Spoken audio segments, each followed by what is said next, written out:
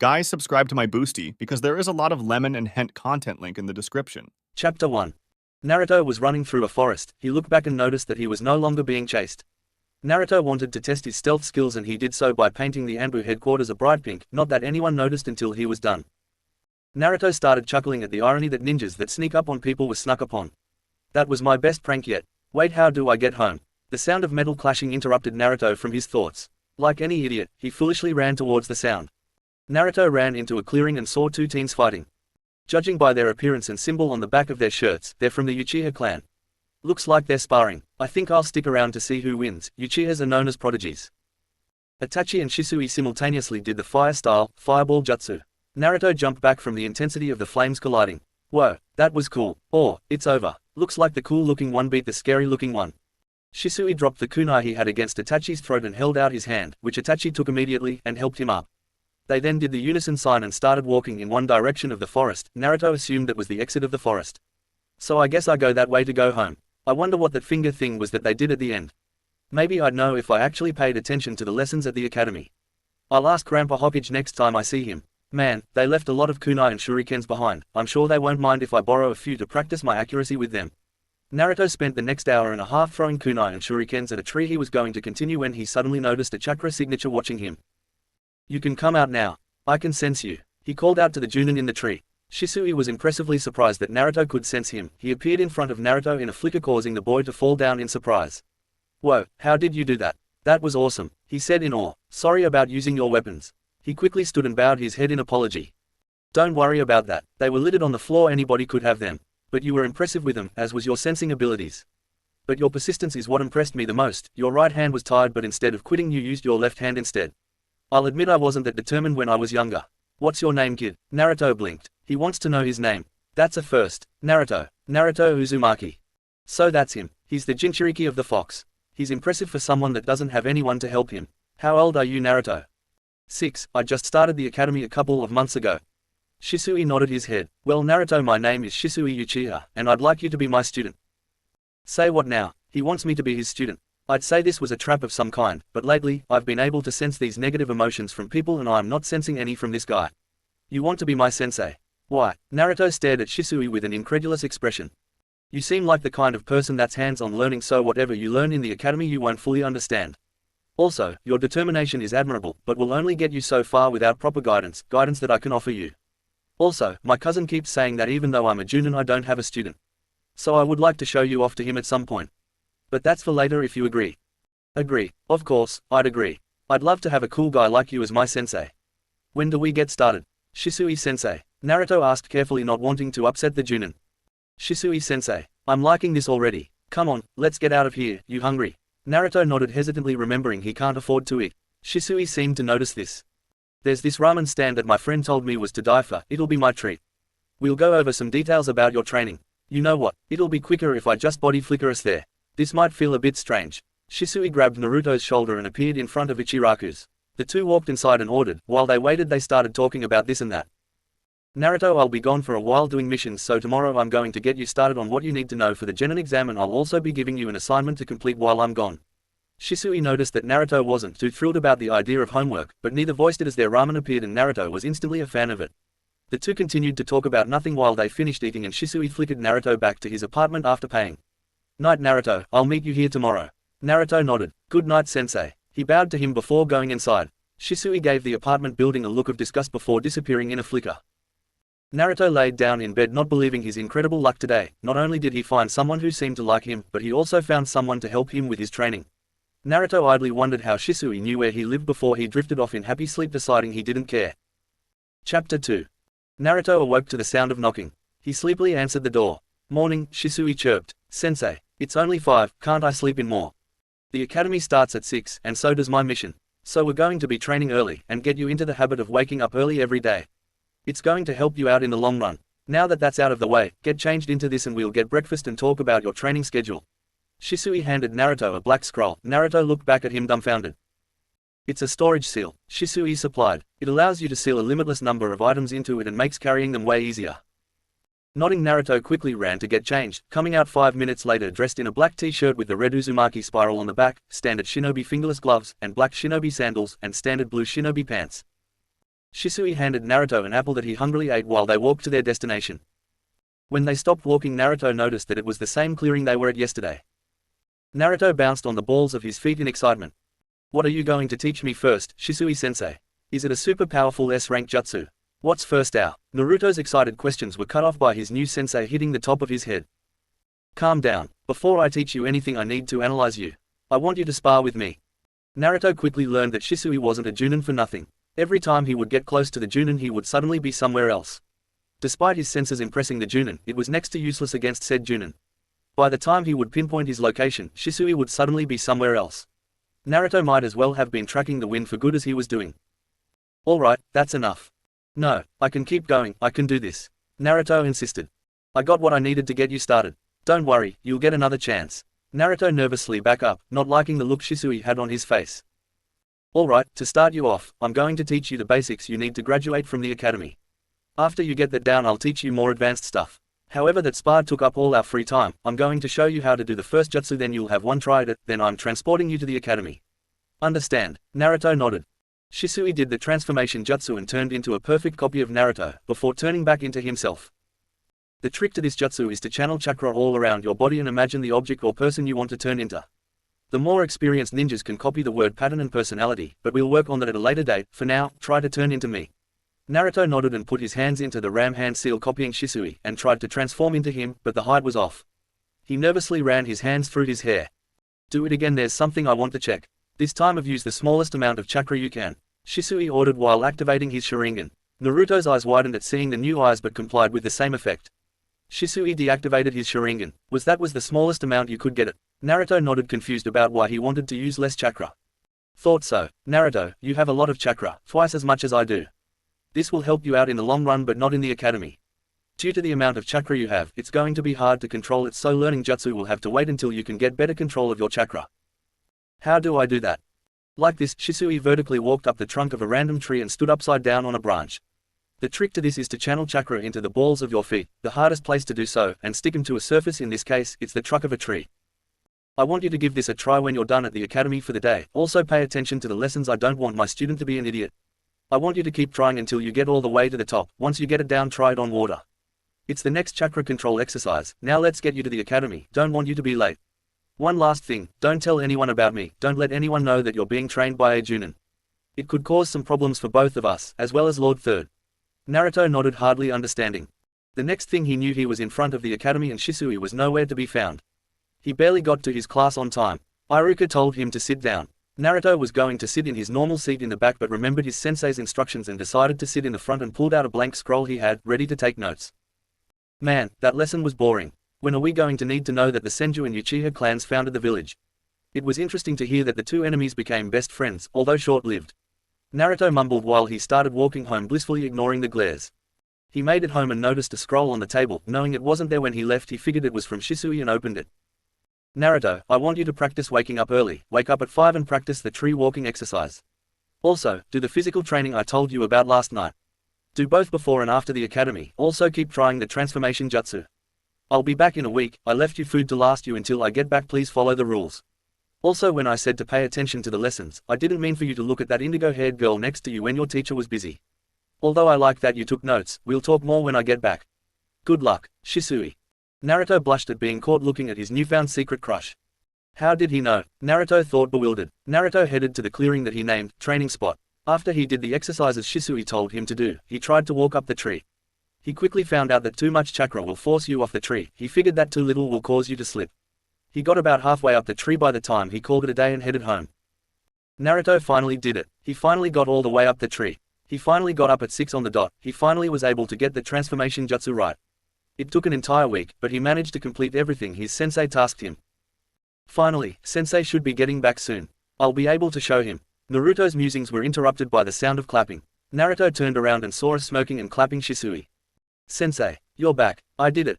It would appear so. You got it down quicker than I anticipated. Looks like we can move on. Shisui stopped clapping and turned serious. Right, what's next? Shisui did the hand seals for the clone jutsu. Shadow clone jutsu. An identical copy of the Junin appeared in a flicker. This is a shadow clone. It's an advanced cloning jutsu.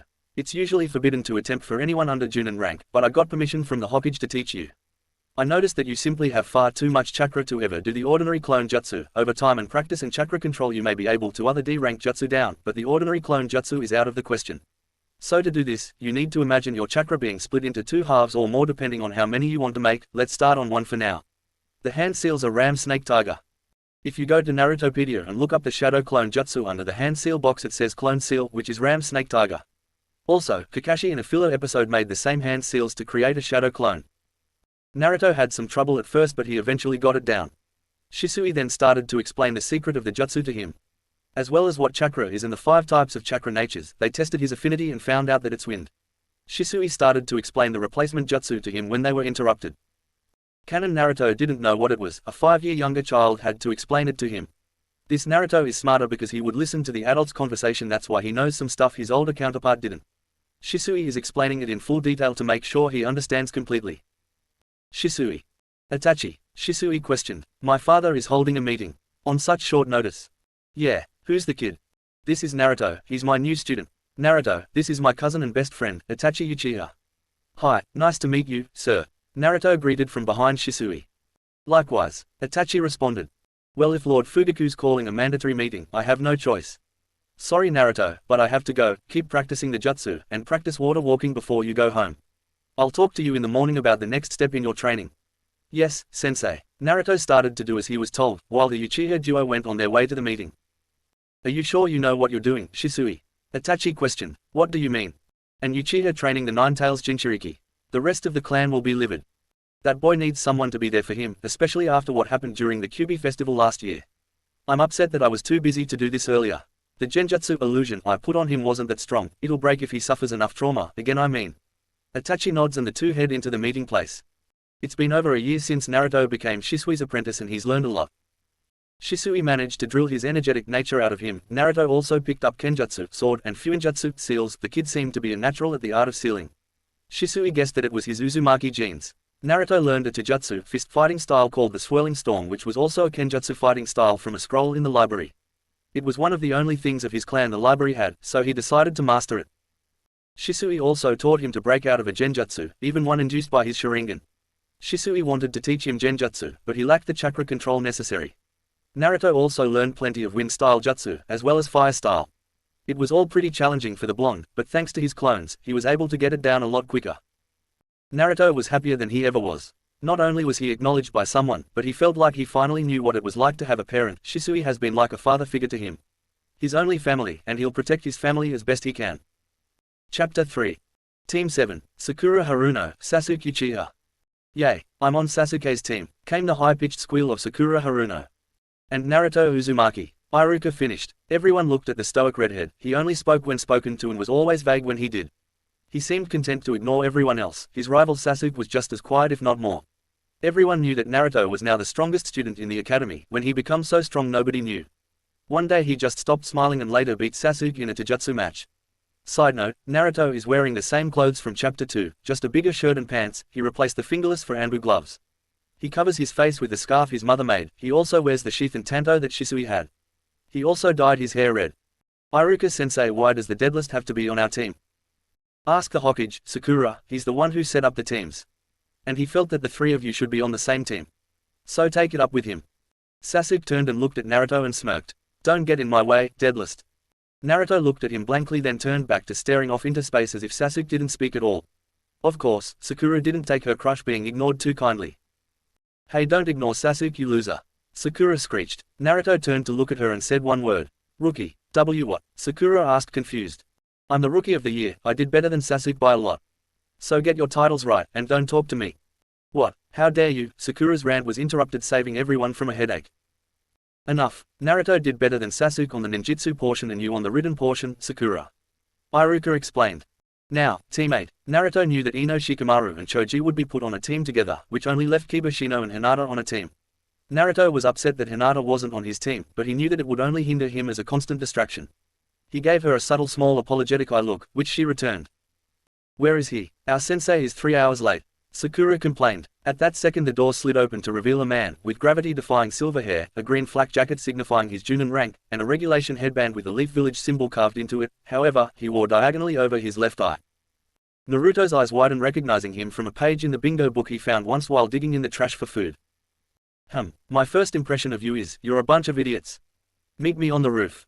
He then disappeared in a puff of smoke. Sakura and Sasuke quickly made their way to the roof. Naruto, however, just opened the window and walked up the wall to the roof. Introduce yourselves, Kakashi ordered once the other two showed up and the three sat down on the same step. How do we do that? Kakashi looked at Sakura like she grew a second head. Just say your name, things you like and things you hate, hobbies, dreams for the future. Things like that. You go first, so we know how it's done. Kakashi pointed to himself.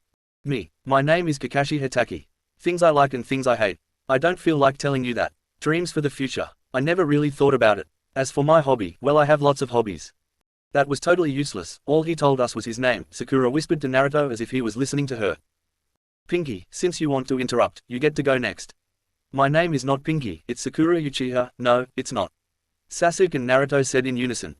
Sakura Haruno, what I like, I mean the person I like. Giggle hobbies, giggle dreams for the future, squeals. And what do you hate? Asked Kakashi, not really sure what to think about his female student. Naruto. Kakashi looked at Naruto to see his reaction, but to his surprise, Naruto looked like he didn't expect any different. Scarf, you next. Naruto pointed to himself, mimicking Kakashi's earlier movement. Kakashi nodded, and Naruto stood up. Name's Naruto Uzumaki. I like training, the ramen stand, and seals. I hate arrogance, ignorance, attention seekers, fangirls, and my birthday. My hobbies are creating new seals and testing them on people that annoy me. Who doesn't like their birthday? Asked Sakura. Me. He answered simply. Dream. Kakashi reminded.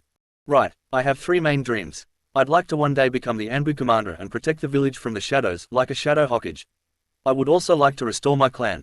And my final dream is to find the Anbu in the dog mask and thank him. For what? Asked Sakura. Naruto turned to her and said in a tone that implied that it was the most obvious thing in the world. For saving my life. Ducky. Kakashi moved on to Sasuke before Sakura could ask any more questions that he knew Naruto didn't want to answer. Sasuke glared at his nickname. My name is Sasuke Uchiha. I hate a lot of things, I don't particularly like anything. And what I have is not a dream, because I will make it a reality. I will restore the Uchiha clan and destroy a certain someone. Emo duck. Naruto muttered, what? Okay, you're all unique in your own way. Tomorrow we'll begin our first mission. Kakashi said to diffuse the tension. Mission so soon? Sakura asked. Wait, what about the second test? Naruto asked, confused. Kakashi's eyes widened. How do you know about that? I didn't, I just figured that there has to be one. The test was too basic and too easy to let us into the shinobi world. Because if that's all it takes, then no wonder rookies die during their first mission or the Chunin exams. Yes, the mission tomorrow is a second test to see if you all have what it takes to be genin. Of the 27 graduates, only 9 actually become genin, the other 18 are weeded out and sent back to the academy. What? But what was the genin exam for? We worked hard to get here. Oh, that was a test to find the ones that might become genin, or not. Kakashi paused to let that sink in. I make the rules, this is a fight or flight pass-fail test. And the chance that you fail is at least 66%. Meet me tomorrow at Training Ground 7 at 5 AM, bring your ninja tools, and don't be late. Also, don't eat breakfast otherwise you might puke. Kakashi puffed into smoke, leaving the genin to be alone. Of all Junins it had to be him, we really lucked out. Naruto chuckled to himself. What are you talking about? Asked Sasuke. He said his name was Kakashi Hitaki. So, asked Sakura. You really don't know who that is?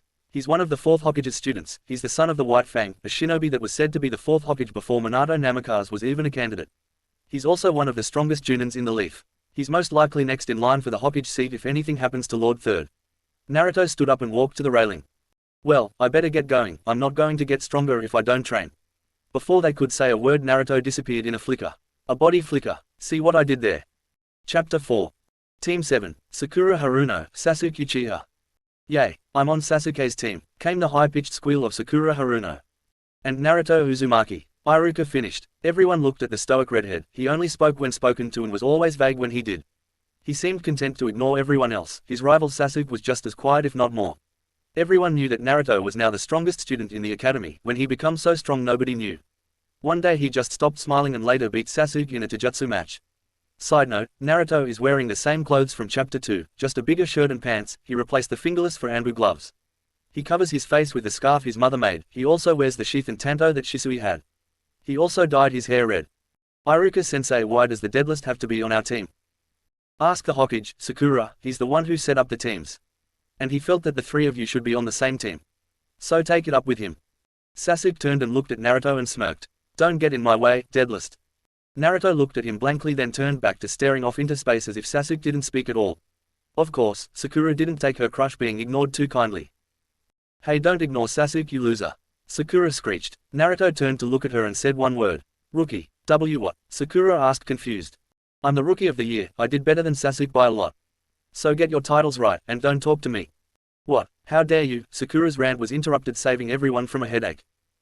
"Enough. Naruto did better than Sasuke on the ninjutsu portion and you on the written portion, Sakura," Iruka explained. Now, teammate, Naruto knew that Ino Shikamaru and Choji would be put on a team together, which only left Kibashino and Hinata on a team. Naruto was upset that Hinata wasn't on his team, but he knew that it would only hinder him as a constant distraction. He gave her a subtle small apologetic eye look, which she returned. "Where is he? Our sensei is 3 hours late," Sakura complained. At that second the door slid open to reveal a man, with gravity-defying silver hair, a green flak jacket signifying his Junin rank, and a regulation headband with the Leaf Village symbol carved into it. However, he wore diagonally over his left eye. Naruto's eyes widened, recognizing him from a page in the bingo book he found once while digging in the trash for food.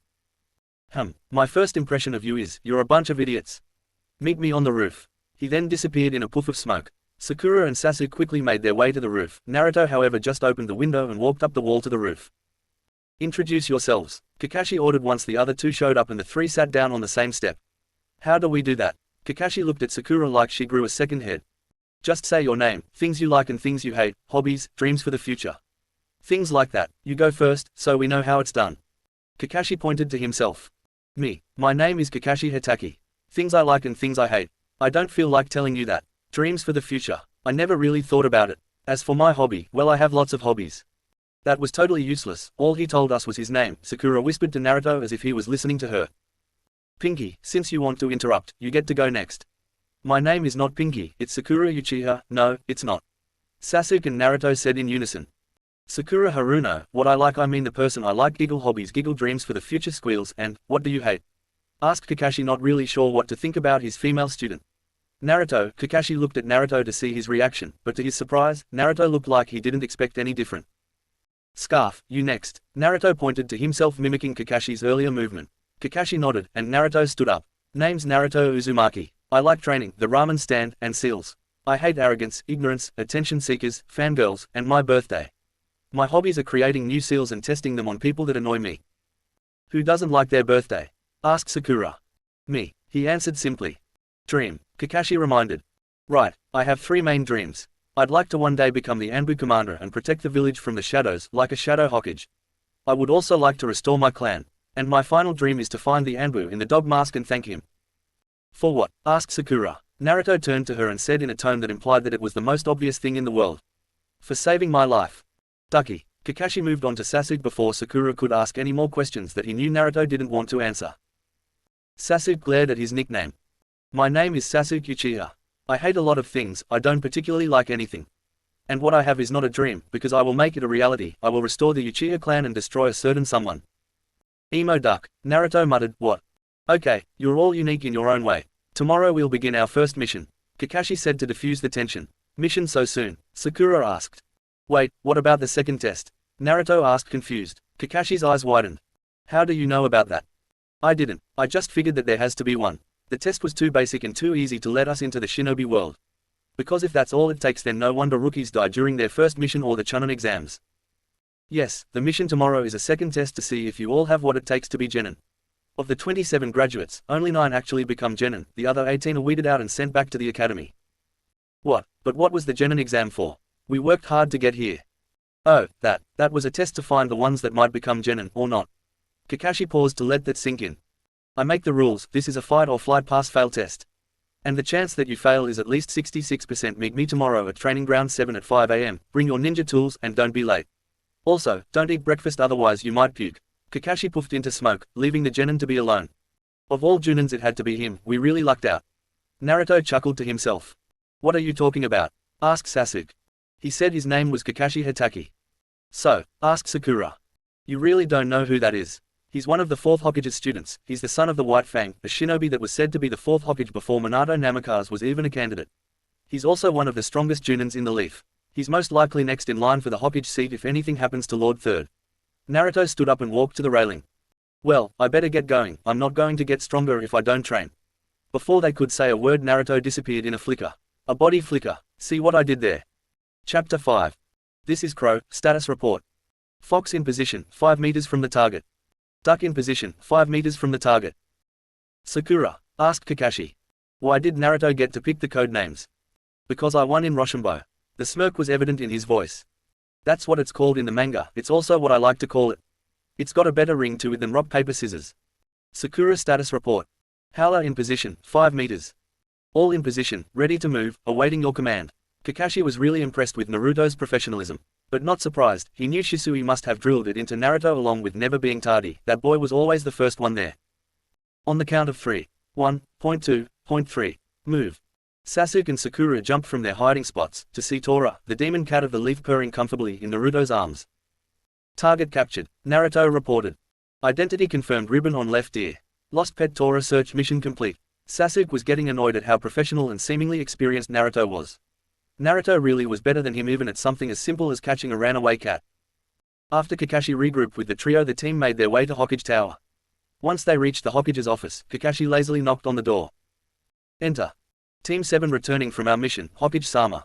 Kakashi reported lazily. Naruto handed the peacefully sleeping cat to a large woman who quickly squeezed the life out of the cat.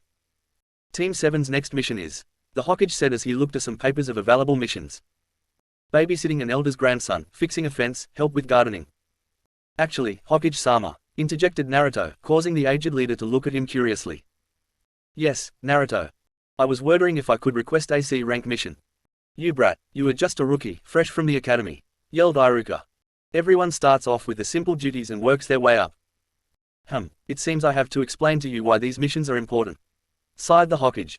Every day the village receives numerous requests, from babysitting to assassinations. Each request is written down on these lists and divided into ranks depending on their difficulty. Then the mission to complete them are given to those with the necessary skills to complete them. If completed, we get payment from the client. We're just inexperienced genins, not ready for harder missions. I know and understand, but the team as a whole is ready for a simple escort mission. It's not like I'm asking for an A rank, I'm not even asking for a B rank, just something to test my abilities and to give me a challenge. Besides, if we can't deliver a message or a civilian from one village to another, then you shouldn't have passed us to begin with. Might I suggest giving D ranks to academy students for training, have any 3 students at a time, that way no matter who they get as teammates they naturally have a sense of teamwork, and you don't have to waste your military potential further. Everyone was surprised at Naruto's logical reasoned suggestion. I'll give it some thought. Thanks for the suggestion, Naruto. Well, Kakashi, do you think your team is ready for a C rank? Yeah, I think they can handle it, especially Naruto and Sasuke. Very well, Naruto, since you do have field experience, I could give you a harder mission. I have a protection mission to the land of the waves I can give you. Come on in. The door opened and a drunk old man staggered in. Tazuna, this is the team I've assembled to escort you back home. The drunk old man looked at the 3 genins and scowled. What, I paid for ninja, and I get brats. And look at that short redhead, he looks weak. A cold chill ran in the air, everyone looked at Naruto. Naruto's eyes were red with black vertical slits. Tazuna was hit full force of his killer intent. I assure you, the 4 of us are completely capable of protecting you. Naruto's eyes faded back to their natural blue. But if you still feel uneasy, you can always get a refund, go ask another village for protection, however they charge more and they don't offer refunds. You could also go home by yourself, I'm sure there's not that many bandits in between here and the waves. What was that? Sakura asked. Don't worry about it, I'll explain it later. Kakashi attempted to reassure her. As my student said, you can ask for a refund, or even go by yourself. If there are no more problems, Team 7 will reassemble at the North Gate. Unless you're still unconvinced of our acolytes. Naruto looked at Tazuna, as if he was daring him. I'm convinced. Great, we'll reconvene in an hour. Go home and pack for a week, and tell your loved ones that you'll be gone for a mission. Kakashi commanded. Naruto straightened further and nearly flinched at the similar commanding tone Kakashi had to Shisui. Something Kakashi and Sasuke didn't miss. Well, I guess that's settled. Team 7, you are dismissed. The Hokage announced. As the 3 genins turned to leave, the Hokage spoke again. Naruto, would you stay behind for a moment? Was that a question or a command? Naruto, stay behind for a moment, I wish to speak to you. Sarutobi corrected himself. Now you're sounding like the professor that demands respect. If Sasuke didn't know any better, he'd say that Naruto was smiling when he said that. Sarutobi gestured for the rest to leave the room. Kakashi hesitantly left with the others after a reassuring nod from the aged leader. You had Kakashi leave as well. This can't be good. It was the eyes, wasn't it? Naruto, you can't just scare the client, like that.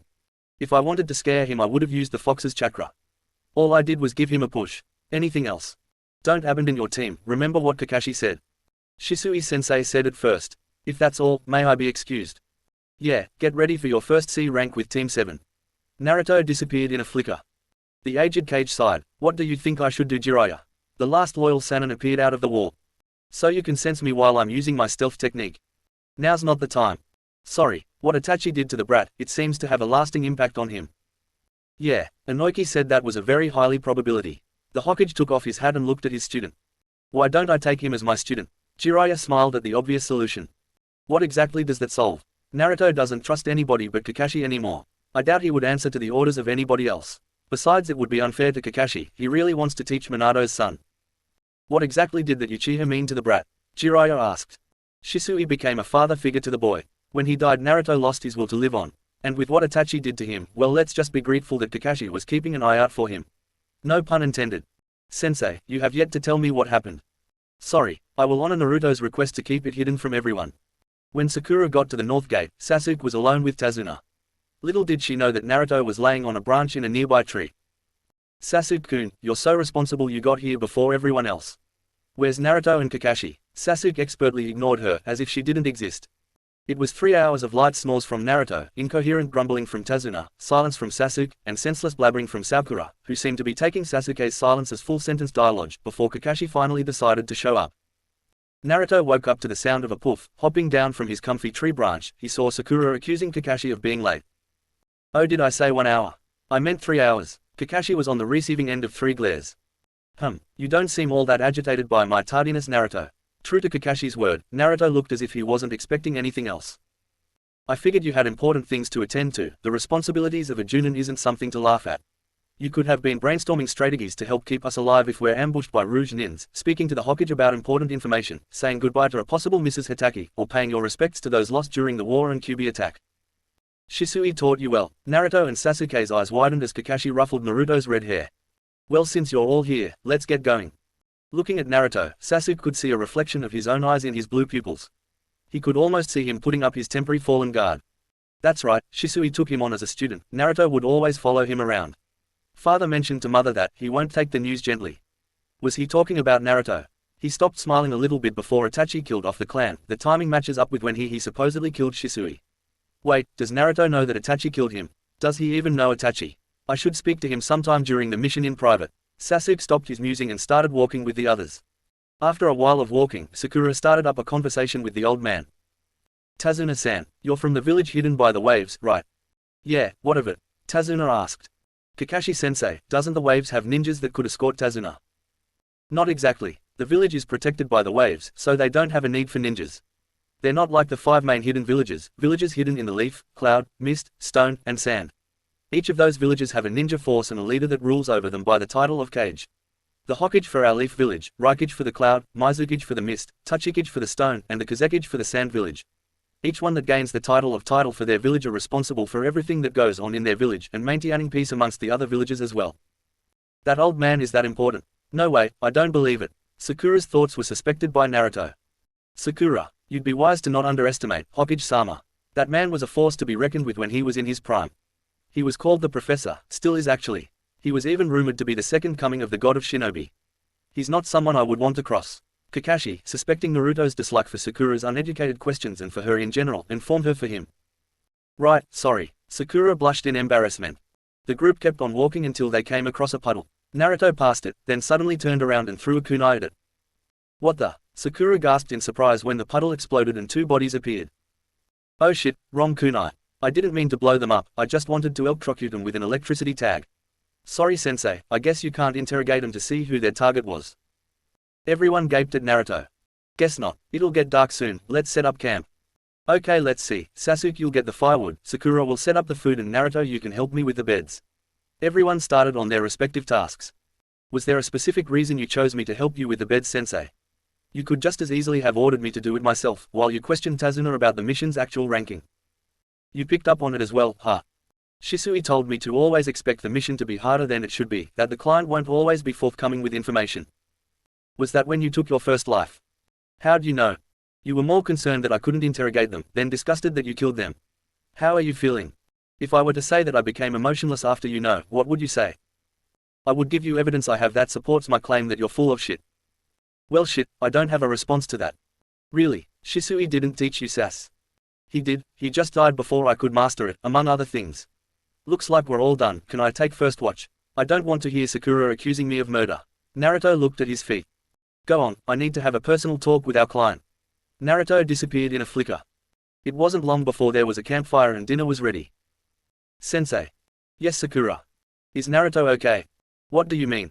He killed those two and didn't care that two people were killed, just that you couldn't interrogate them. He just wants to make sure that the mission isn't in jeopardy. Naruto wants to prove himself. What was that the Hokage said about him having field experience? Sasuke asked. You don't know, Shisui wasn't known for following the rules after all. He brought Naruto with him to brag to Itachi, didn't he? He actually meant it. What are you two talking about? Sakura asked uncertainly. Tell me, Sakura, what do you know about Naruto? Kakashi asked her poker-faced. He's an orphan and he used to want to be the Hokage. Kakashi looked disappointed in that answer. Naruto's parents died the night of the Kyuubi attack. He's been alone since the beginning. Because he was starved of attention, he started playing pranks on people. However, he stopped when his biggest planned prank was accomplished. What was the prank, and why did he stop, if it was successful? He met my cousin, Shisui, I'm assuming. Sasuke guessed. That's right. While Naruto was running away from the Anbu headquarters after he painted it pink, he came across a spar of two shinobi. After Shisui beat his friend and left, Naruto used the space to train. Shisui was impressed by his determination and made Naruto his apprentice. They became close during training. That one day Shisui decided to take Naruto with him on a mission. I'm not privy to the details, but it would seem that the client lied about the mission ranking and circumstance made Naruto kill to survive. Of course Shisui was there to comfort him, which I think cemented Naruto's trust for him. But what happened? Why is he so cold nowadays? My brother killed Shisui, Sasuke admitted. What? Not just that. Knowing that Naruto would immediately suspect foul play if he heard that Shisui killed himself, Itachi paid Naruto a visit right after he killed Shisui. What did he say? Sasuke needed to know what his brother did to his teammate and possible friend. Only Naruto, Itachi, the Hokage and Inoki, the clan head of the Yamanaka clan, knows that. But whatever it was, it completely broke Naruto, to the point that he tried to kill himself. He what? Both Sakura and Sasuke gasped. Luckily I was checking up on him that night to see how he was holding up. Lady Tsunade said that if it wasn't for me Naruto would have died. Which reminds me, I'm hereby forbidding you two from talking to Naruto about anything we have just talked about. The Hokage suspects that Naruto might still be a suicide risk, so you can't talk about Shisui or his parents. Is that understood? Yes, sensei. Both genins answered. Naruto, come down and eat. Sakura and Sasuke will switch with you. Kakashi yelled out towards the tree. When Sasuke and Sakura turned towards the tree branch that Naruto was sitting on for the last 2 hours, he was gone. When they turned back they saw him sitting in the previous empty seat, holding the final portion of food. The duo left to take Naruto's place in the tree. Why both of them? He asked. So both of us can eat in peace, without pester. I see. Where's Tazuna? He went to his bed. He's probably asleep by now. Why don't you get some sleep? I'll switch with those two in a few hours, then rotated back to you a few more hours after that. Suspecting that it wasn't a request, Naruto nodded and headed to his sleeping bag and laid in it. Closing his eyes he allowed sleep to overcome him. It was a long 2 days without rest. I wish we had more time together, sensei. I hope you and my parents will watch out for each other. Those were Naruto's last thoughts before he fell asleep.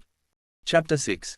Naruto awoke to screaming, jumping up with his sword at the ready, expecting it to be enemy shinobi. Naruto was shocked to see Sakura running around screaming with a raccoon on her head holding on for dear life. Reading the room, and knowing that it wasn't funny to Sakura, Naruto couldn't keep himself from laughing. Clutching his stomach, he laughed uncontrollably, before falling on his back laughing even harder.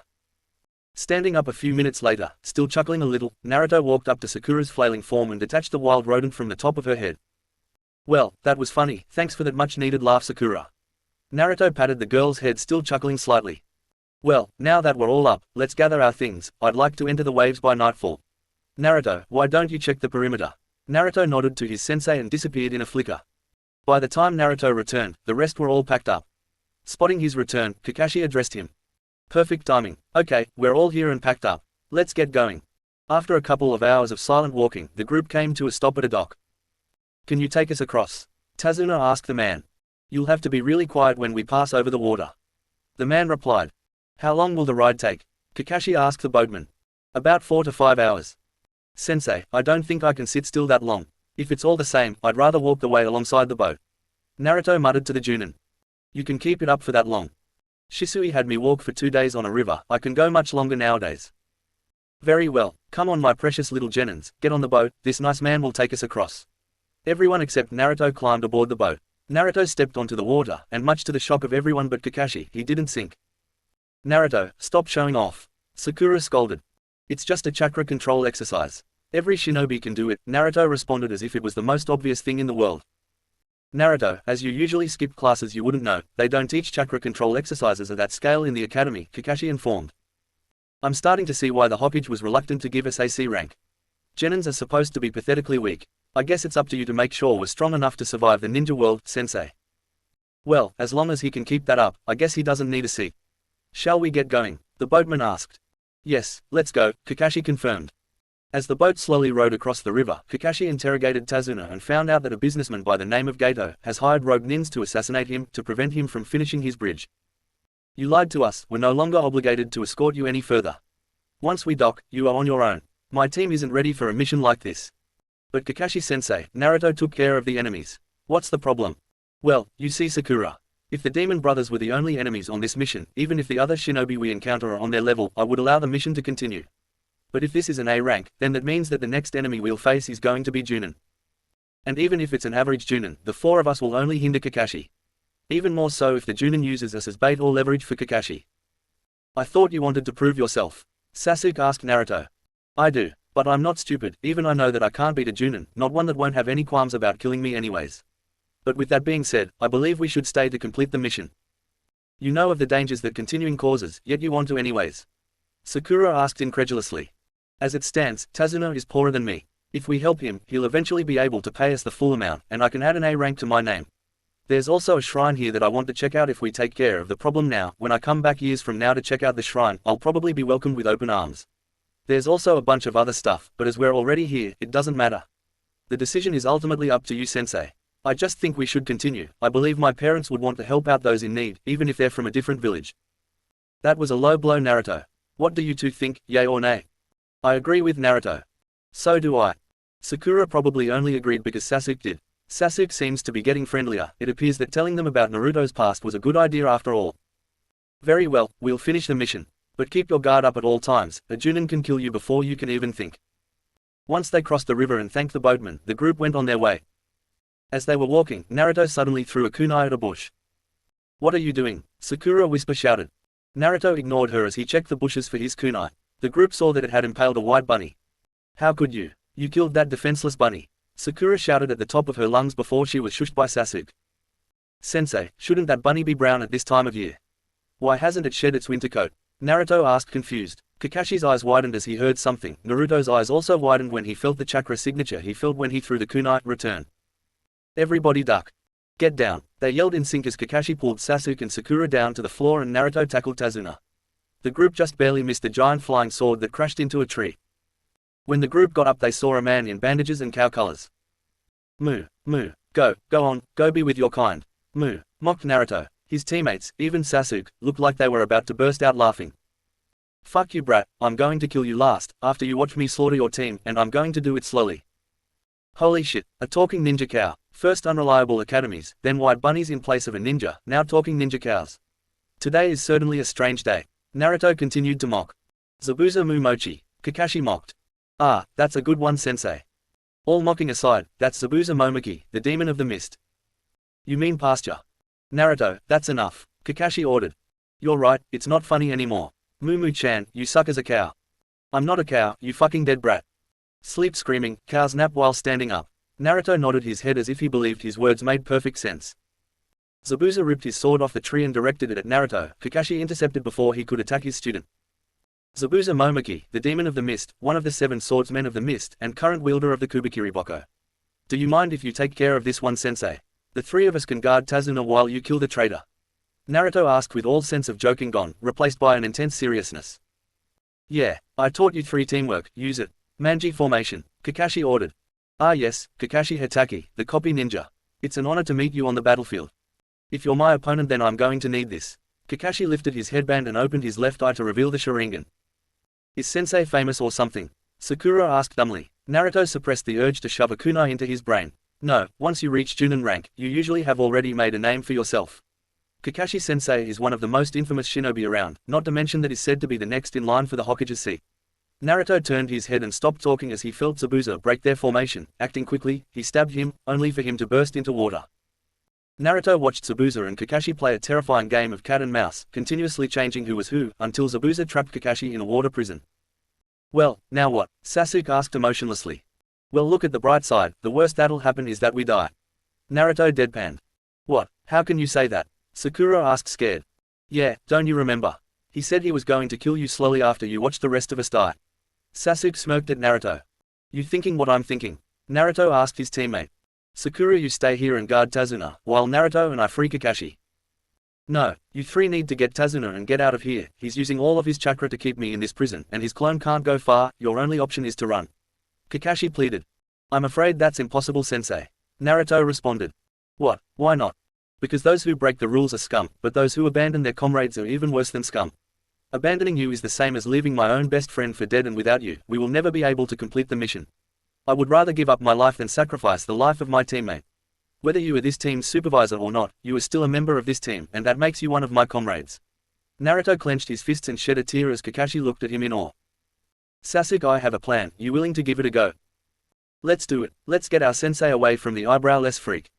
After a little of running zigzag around each other, Sasuke threw a demon wind shuriken at Zabuza, who caught it, only to be forced to jump over the second one hiding in the first shadow.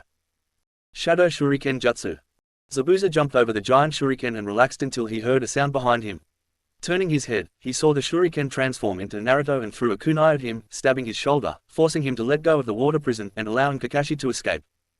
Good work, you two. Allow me to take it from her and end this. I've underestimated you. Let me fix that mistake. Naruto watched with glee as Kakashi wiped the floor with Zabuza and easily defeated him. Kakashi won, so you owe me 100 Ryo Sasuke. I'll pay you when we get back to the village, assuming we survive long enough to get there. Wait, what the hell was that? Before Kakashi could kill Zabuza, Senbon embedded themselves into his neck, seemingly killing the assassin. A shinobi wearing a mask with the mist symbol on it appeared. Thank you for occupying Zabuza, allowing me to kill him. I am a tracker nin, I have been looking for him for months. I shall dispose of the body now. And with that, they were both gone. After a few moments of silence, Kakashi collapsed from exhaustion. Sensei, Sakura screamed. He's fine, he just collapsed from chakra exhaustion. The Sharingan shreds its user's chakra reserves. Uchihas have bodies and minds better equipped to utilize the Sharingan. Sasuke informed. How far is your house? Naruto asked Tazuna. Not very far. Lead the way, Sasuke helped me carry Kakashi. Kakashi woke up in a bed in a house he didn't recognize. He saw Sasuke and Sakura to his right. You're finally awake. Kakashi looked to his left and noticed Naruto sitting against the wall reading a familiar orange book. Hey, that's my book, give it back. Kakashi ordered as he sat up. Naruto sighed and walked over to Kakashi and handed his book over. Man, and I was just getting to the good part. Naruto complained. How long have I been out? And where are we? Tazuna's house. And you've been out for about a day. I see. I shouldn't have overused the Sharingan. I should have killed him sooner. About that, I don't think Zabuza's dead. I think that Hunter Nin was an imposter. I sensed his chakra the whole time you two fought. He only showed up when you were about to kill him. He used Senbon and took the body away from us. Doesn't that all contradict everything we know about tracker nins? You're right, now that we know that he's still alive, we'll have to prepare for the inevitable rematch. But you're in no condition to fight, and we don't stand a chance against that guy, even less if he's got an accomplice. Naruto argued. Then I guess I'll have to train you to stand a chance. But sensei, you're bedridden. How are you going to train us? Sakura asked. Just you watch, Sakura. Team 7 was gathered outside in front of a bunch of trees. All right, now that we're all gathered, let's get started. You're all going to get stronger by climbing these trees. Sakura deadpanned. Sasuke figured it was a chakra control exercise similar to what Naruto did when he walked alongside the boat. This is a chakra control exercise, it technically comes before the water walking. Naruto, as you have accomplished the water walking exercise, I assume you've completed the tree climbing as well. Naruto nodded, not feeling it necessary to voice how long it took him to stop being forcibly shoved off the tree and slammed into another tree, and how long it took him to climb it finally. Then you may be dismissed, continue your own training. Naruto nodded and went elsewhere. Sensei, how does climbing trees help a chakra control? Sakura asked uncertainly. You won't be using your hands, you'll be channeling your chakra into the soles of your feet and using it to stick to the tree. In theory, it'll help your chakra control, so you'll be able to better utilize your chakra. Kakashi threw them both a kunai knife. Use that to mark your progress. Every time you pass the highest line, make passing that new line your next goal. Sasuke and Sakura ran to a tree and started to run up it. Sasuke was forced off it and made a scratch before he fell to the ground. So if you channel too much chakra, you're forced off. I'm guessing too little and you don't stick. Sasuke thought out loud. Hey, this is kinda fun. Sakura cheered. Sakura managed to stick to the tree perfectly. It would appear that the Uchiha clan isn't so great after all. Sakura is more prodigious. Kakashi taunted. Shut up, sensei, now Sasuke is going to be mad at me, Sakura complained. Kakashi sighed and went to find Naruto, to see if he could help his most promising student. When Kakashi found Naruto, he saw him doing what looked like changing the Chidori's chakra nature from lightning to wind. Need something, sensei? Naruto asked, feeling his presence. Just wondered if I could offer some assistance to you. What are you working on? I'm trying to create a jutsu that takes nature and form to an ultimate level. The best I got, for now, is channeling my entire arm in wind chakra. Since you're offering your help, do you have any tips on how I should proceed? You're creating an original jutsu that's uniquely yours. How about I teach you a jutsu that takes the change in chakra form to its highest possible level? Naruto's eyes widened. My sensei, the fourth Hokage, created this jutsu called the rasengan. You created it with the intention of adding his chakra nature to it, but it proved too difficult to accomplish prior to his death. My father created it. Shisui actually broke an S-rank law. I'm not going to answer that. Naruto replied uneasily. A lot more than one then. What else did he tell you, Naruto? Fox, and Whirlpool. Kakashi had a distinct impression that Naruto was hiding more information, but knew that he wouldn't sell out his old sensei. Very well. So, about the rasengan? Naruto asked, uncertain that Kakashi would still teach him. The rasengan is a jutsu that takes a chakra's change in form to its highest possible form. It's essentially a ball of chakra spinning in all directions at once at high speeds. Sounds simple enough. What about hand seals? No hand seals, which means that the Sharingan can't actually copy it, as it's just a complicated chakra emission. How does it work? Like this. Kakashi held out his hand and formed a rasengan. So you emit chakra in the palm of your hand and spin it in all directions at an incredible speed. And as it's a change in form, it can have a nature added to it. Naruto muttered to himself. Kakashi pulled out a scroll and unsealed a bag of water balloons. The trick to learning this jutsu is broken up into 3 steps. Step 1 is rotation. You take a water balloon and use your chakra to rotate the water inside until the balloon bursts. Give it a try, I'll check in later, I need to check with the other 2. As Kakashi turned and walked away, he heard Naruto mumble his gratitude. Chapter 7. When Kakashi returned to Naruto after checking in with Sasuke and Sakura, giving the latter some tips, while the former refused the offer, Naruto was training together with a bunch of shadow clones to burst the water balloons. Kakashi was impressed with Naruto's genius idea to take advantage of his humongous chakra reserves. It wasn't long before the sun started to set when Naruto's clones all made the balloons burst. You got that down very quickly, let's go inside, we can start the next step in the morning. Nodding, Naruto followed Kakashi to Tazuna's house. Before Naruto walked inside, he noticed Sasuke leaning against a tree. Sasuke beckoned for Naruto to follow him. Go ahead, sensei. There's something I want to check out. Naruto wasn't technically lying, so he wasn't nervous when Kakashi looked at him with a calculating eye. Did you want something, Sasuke? Naruto asked the Uchiha once he caught up to him. I wanted to talk about Shisui. Naruto's indifferent expression turned into a frown upon hearing his deceased master's name. What about him? He had trained me for over a year before he committed suicide. What else is there to talk about? He questioned as he leaned against a tree, Sasuke mimicking his movement. Do you know why he killed himself? Sasuke nearly cursed himself upon Naruto's flinch. No, I do not. Anything else? Naruto straightened his posture, ready to walk away. Sasuke wanted to tell him what his brother told him but remembered Kakashi's orders. So he kept quiet and followed Naruto back to the house. Chapter 8. Naruto stirred from his restless sleep as he heard a crash. He bolted downstairs and killed the thugs that were in the house. I probably should have waited to see if they were actually enemies. Oh well. He quickly made his way to the bridge where he found Sasuke stuck in an ice dome. He tried to attack from the sides but was bombarded by Senbon and got stuck into the dome. What now, hero? Sasuke asked sarcastically. Naruto smacked him in the face for the fun of it. Naruto and Sasuke tried a variety of different methods to escape the ice-wide dome, but even their combined elemental jutsu had no lasting effect as the ice just reformed. Both genins were tired, Sasuke significantly more tired than Naruto as Haku threw Senbon towards them. Naruto noticed that Sasuke was too tired to dodge the incoming attack, and braced himself. Sasuke opened his eyes, having closed them, bracing for the impact that never came. He widened his eyes when he saw Naruto in front of him, groaning in pain. Naruto felt himself fall back as he was losing consciousness. He felt Sasuke catch him before he passed out. Naruto opened his eyes and found himself in a place with blinding white everywhere he looked. It had an eerie feel to it. Naruto turned around when he felt a hand on his shoulder. He gasped when he saw Shisui smile at him. Hello, Naruto. Shisui greeted his student, who jumped back in surprise. How? He gasped out as tears filled his eyes.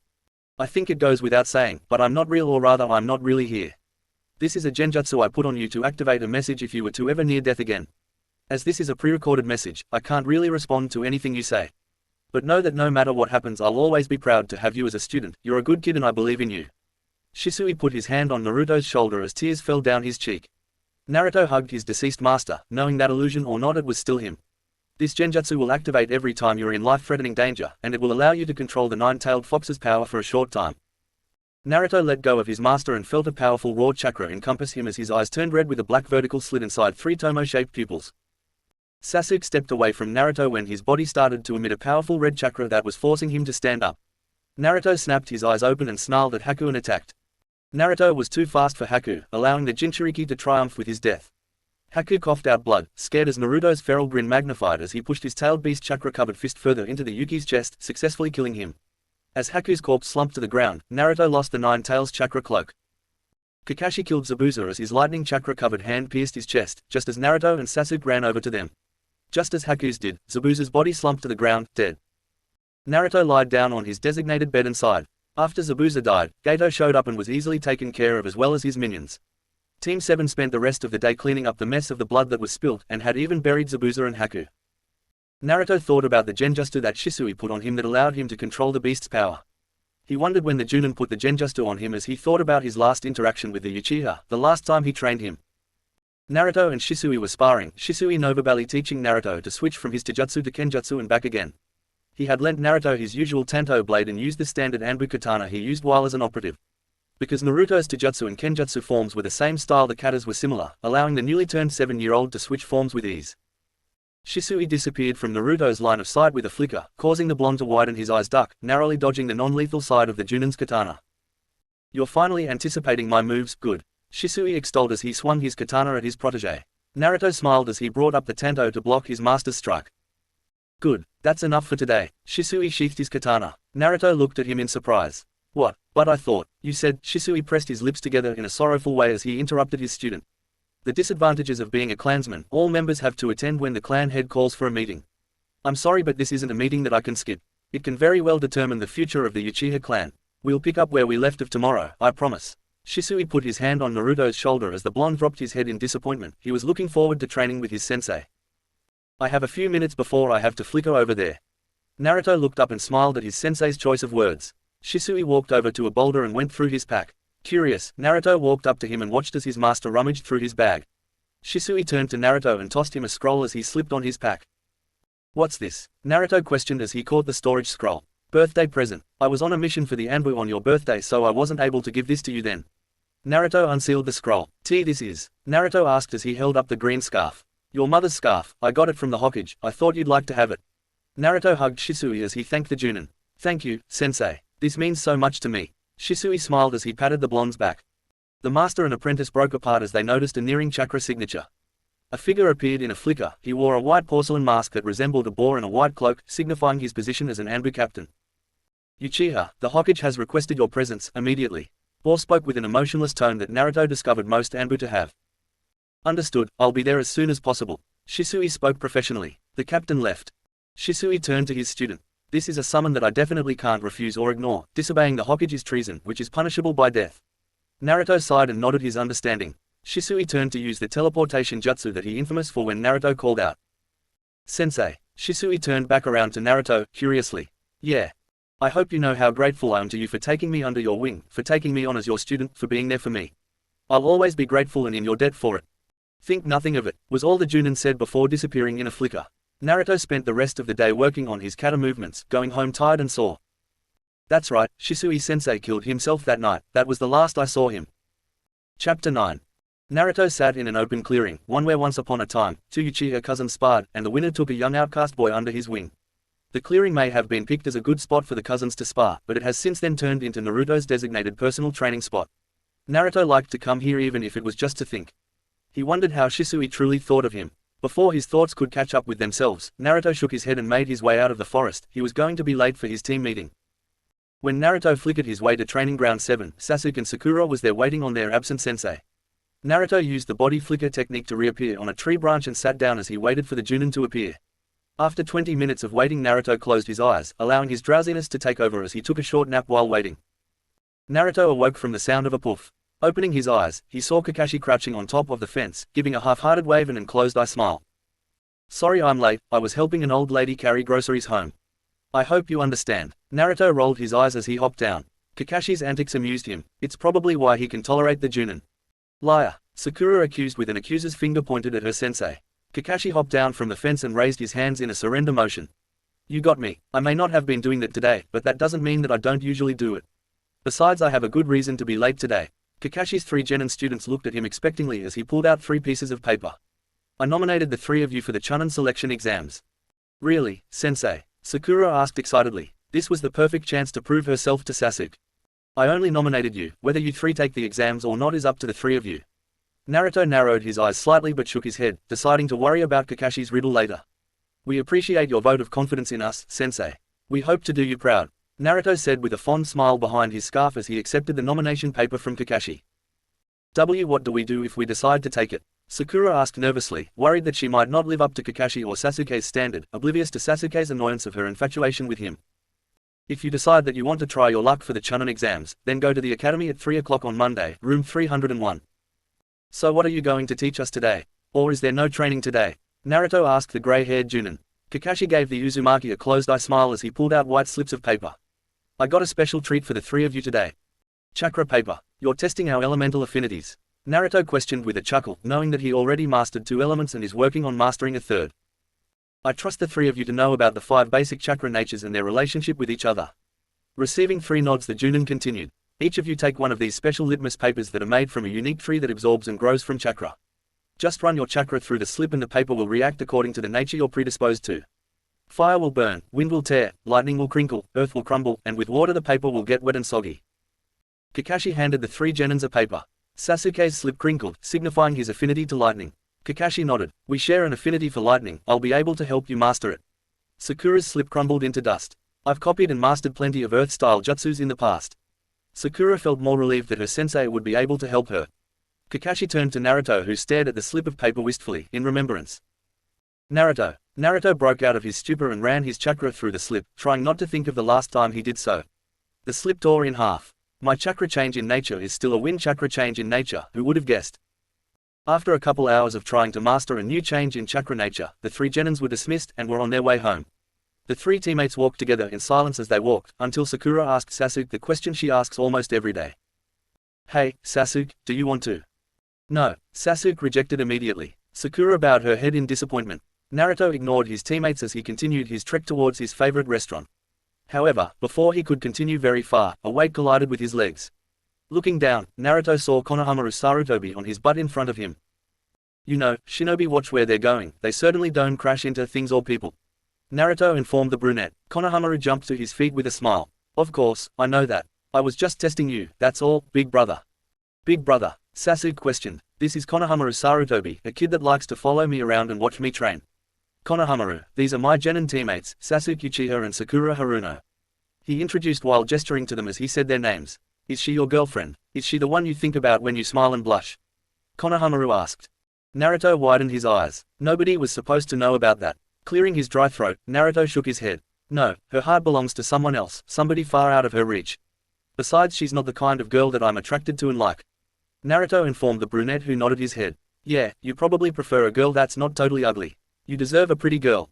What? Sakura shrieked infuriated. She brought her fist down on Konohamaru's head. Naruto sighed as Sakura angrily chased a screaming fearful Konohamaru, who was running away from her for dear life. Sasuke turned to him. You think she know that is the Hokage's grandson? If she did, she would be taking his insults as a compliment, not trying to kill him. I should probably stop her. The Hokage more or less put the kid in my care. I'll see you at the academy. Naruto disappeared in a flicker. While running away from Sakura, Konohamaru accidentally ran right into somebody. You stupid brat, the teen yelled. Sakura helped Konohamaru to his feet. It was accident, he didn't see you. Naruto reasoned as he appeared. I don't care, I hate brats. The teen yelled as he picked up Konohamaru by the front of his shirt. The blonde girl behind the teen with a cat ear-shaped cowl whispered to him. Kankuro, don't, not here, not now. She ordered as she put her hand on her fan and looked at him challengingly. Kankuro sighed. Neither of his siblings were people he wanted to fight. His little brother, Gaara, was a powerful Jinchuriki that can easily kill people. While his older sister, Temari, is an intelligent and skilled Kunoichi that was cruel and brutal on the battlefield with her enemies. Right as he was about to put Konohamaru down, a rock hit him in the hand, forcing him to drop the academy student. Everyone looked up to the tree to see Sasuke sitting on a branch in a tree, tossing and catching another rock in his head. Naruto suddenly threw a shuriken at Sasuke, embedding itself into a wall of sand behind Sasuke. Sasuke turned around and saw a red-haired teen standing upside down on the branch above and behind him. Gee Gaara, Kankuro stuttered fearfully. Gaara glared at his brother. I told you to stay out of trouble. Why yeah, but Gaara cut his brother off. Shut up, before I kill you.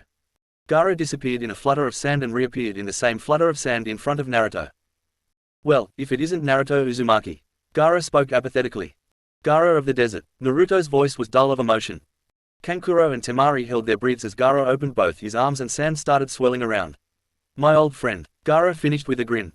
Friend? Temari questioned unsettled. Naruto smiled at his best friend. Hey buddy. The two Jinchurikis hugged as Gaara's sand encompassed the two of them. Buddy. Kankuro spluttered. Sasuke hopped down from his spot from the tree, just as confused as the rest of them.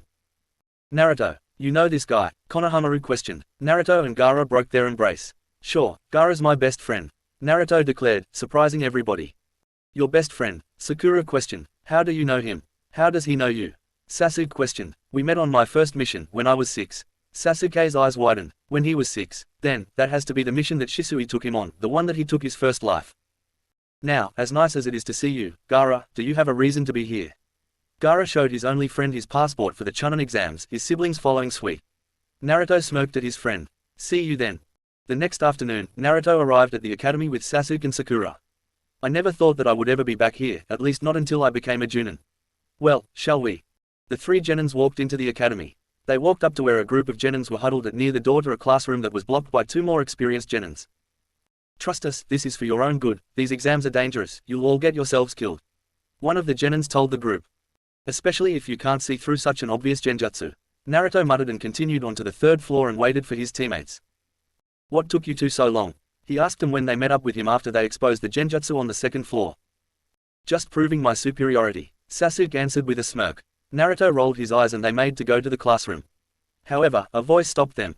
A teen clad in green spandex with a bowl cut approached them. You're Sasuke Uchiha, right? My name is Rock Lee and I challenge you to a fight. You know my name, yet you still challenge me. You're dumber than you look. Sasuke responded. Seriously, have you looked in the mirror lately? Naruto asked the green-clad Genin, who looked at Sakura and gave her a thumbs up. You're Sakura, right? Will you be my girlfriend? I will protect you with my life. No way, you're ugly. Lee bowed his head in disappointment. You're nowhere near the level to be challenging an elite such as the Uchiha name. Sasuke talked Lee down. What's the matter, Uchiha?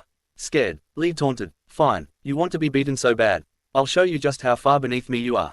Only one kid our age is on my level. Sasuke shifted over to Naruto for a moment before he got into a fighting position.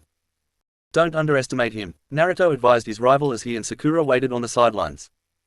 Just like Naruto suspected, Lee was a taijutsu specialist, and he was too fast for Sasuke to react to even if his eyes could follow his movements. Lee unwrapped his hand and trapped Sasuke in them, taking him with him as he started spinning toward the ground. Before they could impact with the ground, Naruto separated them, letting Sasuke fall for Sakura to catch. Grabbing Lee by the throat, he shoved him to the wall, menacingly.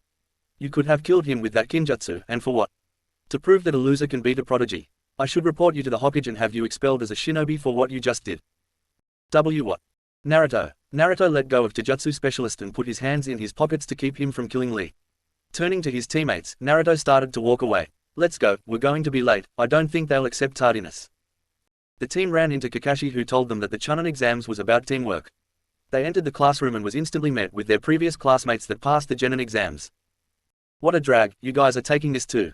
Shikamaru Nara asked as he and his teammate, Choji Akamaki walked over to them, their other teammate, Ino Yamanaka already being attached to Sasuke's back, until he threw her off. So all the rookies reconnected, again. The 6 of them turned and saw teammate approaching them. Naruto ran his hand through his hair in an attempt to make it appear neater as his secret girlfriend, Hinata Hyuga, and her team walked up to them. After a while of conversing and catching up among friends, Naruto and Hinata subtly flirting on the sidelines, everyone else forgetting them, a grey-haired teen approached them. Hey, you guys should quiet down. Who the hell are you? I'm Kabuto Yakushi, and I think I can help you guys. You see, I've taken these exams 7 times, I've become something of a veteran, I can give you rookies some information so you stand a much better chance. What kind of information does somebody that failed to become a Chunin almost 4 years in a row have? Naruto questioned bluntly. Kabuto pulled out a deck of blank cards. I call these my ninja info cards. Kabuto informed as he crouched down as he set the deck on the ground. And I'd say the sky is blue, and grass is green. And that you're wasting our time with your blank cards. Naruto spoke apathetically. They'll appear blank until I channel my chakra into them. Do you have any individuals that worry you? What do you have on Gaara of the desert from the sand, Rock Lee from the leaf, and Naruto Uzumaki also from the leaf? You know their names, that makes this easier. Kabuto pulled out a random card. Let's see, Gaara of the sand, Kazekage's youngest son, his teammates are his elder sibling, he's gone on 30 C ranks and 10 B rank missions, most impressive, he has no D ranks on file, that's unheard of. Kabuto put the card back and picked up a new card. Rock Lee, a relatively unimpressive shinobi, he can't mold chakra, only talent relies into jutsu. 30D ranks and 10C rank missions. Doesn't sound like anybody to worry about. Kabuto again replaced the card for another. Naruto Uzumaki, 30D ranks 15C ranks and has even completed an A rank mission. You were certainly absent from the academy regularly, weren't you? Tied with Sasuke Uchiha to be Rookie of the Year. And is listed to be the current head of the Uzumaki clan. Most impressive, Uzumaki-sama. Before anybody could say anything, the doors opened and the proctor handed out numbers for everyone to sit in their assigned seat. He then passed out a written exam and explained the rules. They had an hour to finish the test, and the final question wouldn't be given until 15 minutes till the end. Chapter 10. Naruto listened as the proctor explained the rules for the second stage of the Chunin exams. It sounds easy enough. Each team was given one of two kinds of scrolls, and a team needs both kinds to pass, so a team needs to steal the matching scroll from another team by any means necessary, even killing them was allowed. Sasuke went to get the scroll for their team, and Naruto noticed a woman that was licking her lips, staring ravenously at the Uchiha. There was something about her that reminded him of the fox. Naruto preferred the fox over this creepy woman, he knew that much. After the bells rang, Team 7 made their way into the largest training ground. They decided to head straight for the tower, believing that they'll encounter teams on the way. You guys go on, I have to take a piss. Sasuke and Sakura looked at their teammate. We'll wait, we shouldn't split up in here. Sasuke reasoned. Naruto simply turned around. Should we create a password? So we can't be tricked by the transformation jutsu or something similar? He asked as he unzipped his pants. Hey, not in front of a lady. Go in the bushes. Naruto rolled his eyes as he ventured further away from his teammates, cursing as his bladder wouldn't relax for him to relieve himself. Just as Sasuke was about to check on Naruto, he walked back through the bushes and deadpanned at Sakura. I spelled out my name, happy now. As for the password you were talking about, it should be something only the three of us would know, something that we can ask and answer subtly without raising suspicion. Sasuke went on, subtly reaching for his kunai holster. Naruto nodded, agreeing with him. Before Sasuke could pull out a kunai to attack the imposter, Naruto was impaled through the back with a blade.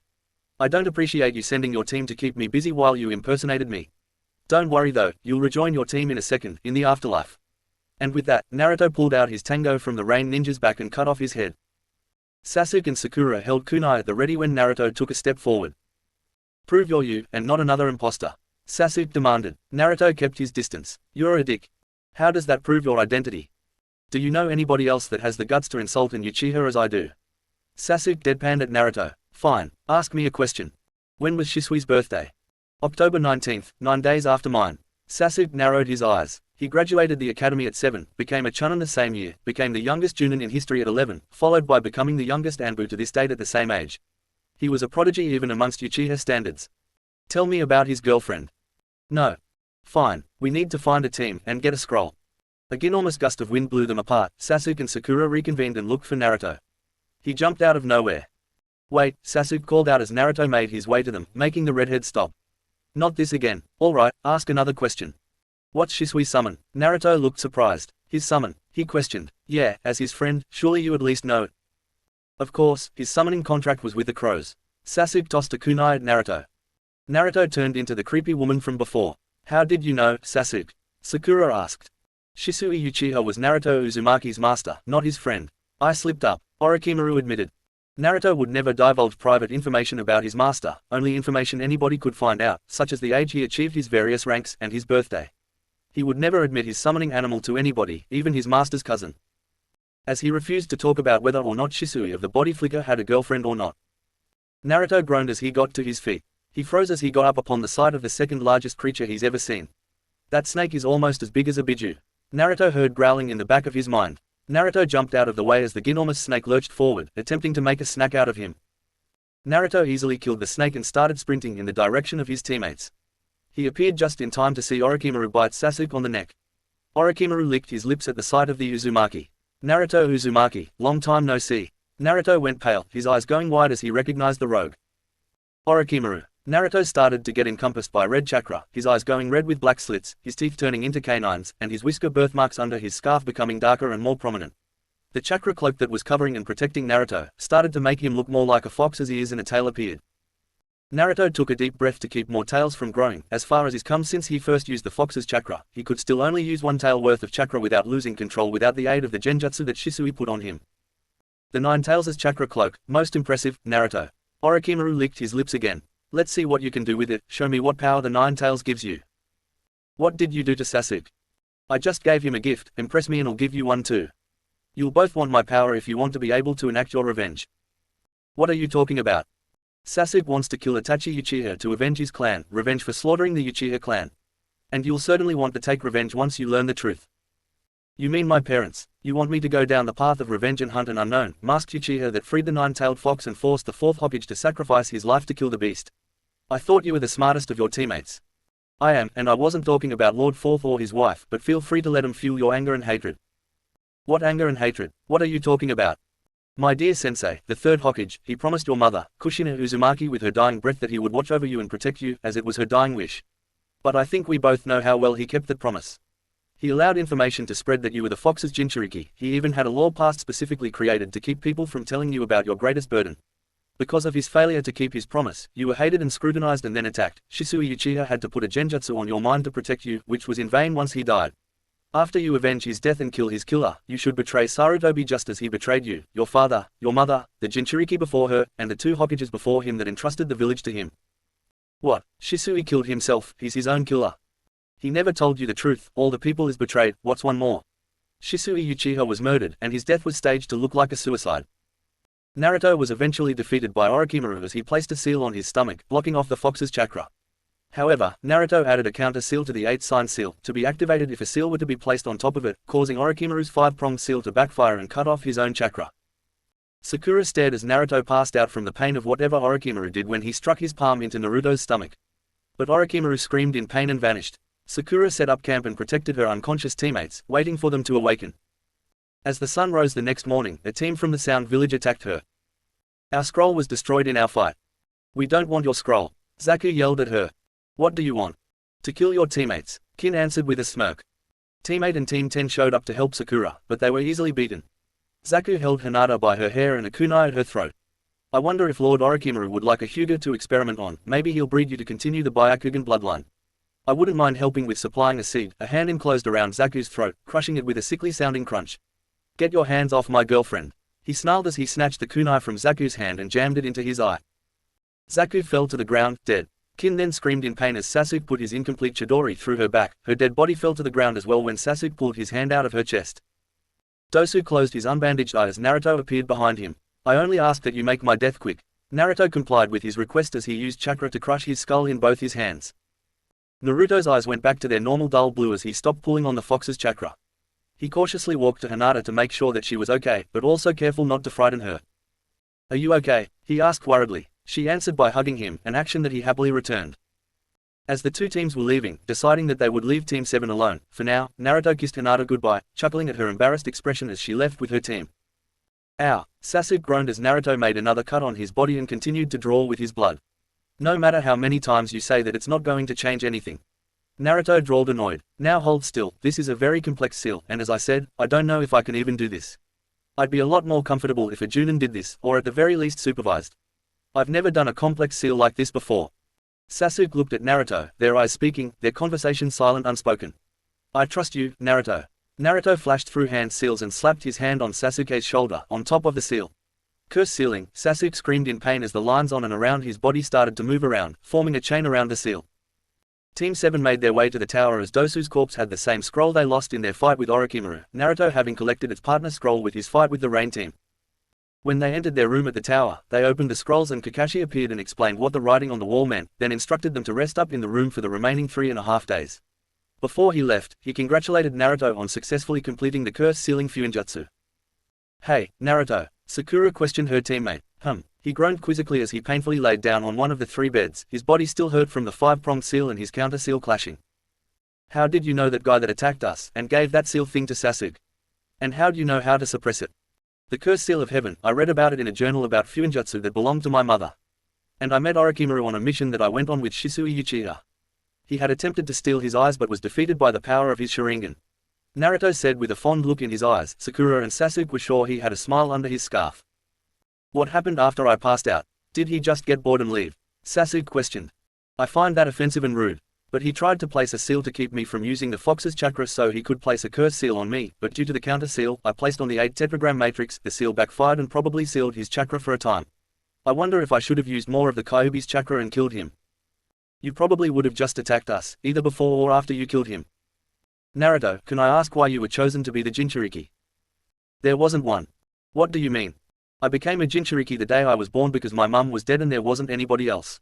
The Kyuubi is so powerful that only members of my clan can actually suppress it thanks to our superior chakra and DNA. And as I'm the last of my clan in Konoha, like Sasuke, I was given a burden that I didn't want and would never be ready for. Hours later, Naruto lay awake and thought about what the Sannin told him. If he was telling the truth, then to honor his master's name, he needed to bring the perpetrator to justice. He reminisced about the first, last, and only interaction he ever had with Sasuke's father, Fugaku Uchiha, or as is known in the bingo book, Wicked Eye Fugaku. Naruto was practicing his Fuinjutsu, trying to figure out a way to get his creation to work. He thought to create a seal that would track whoever would be placed with it. He got the idea from his father's flying thunder god kunai. However, the execution and the idea are proving far further from each other than the blonde anticipated.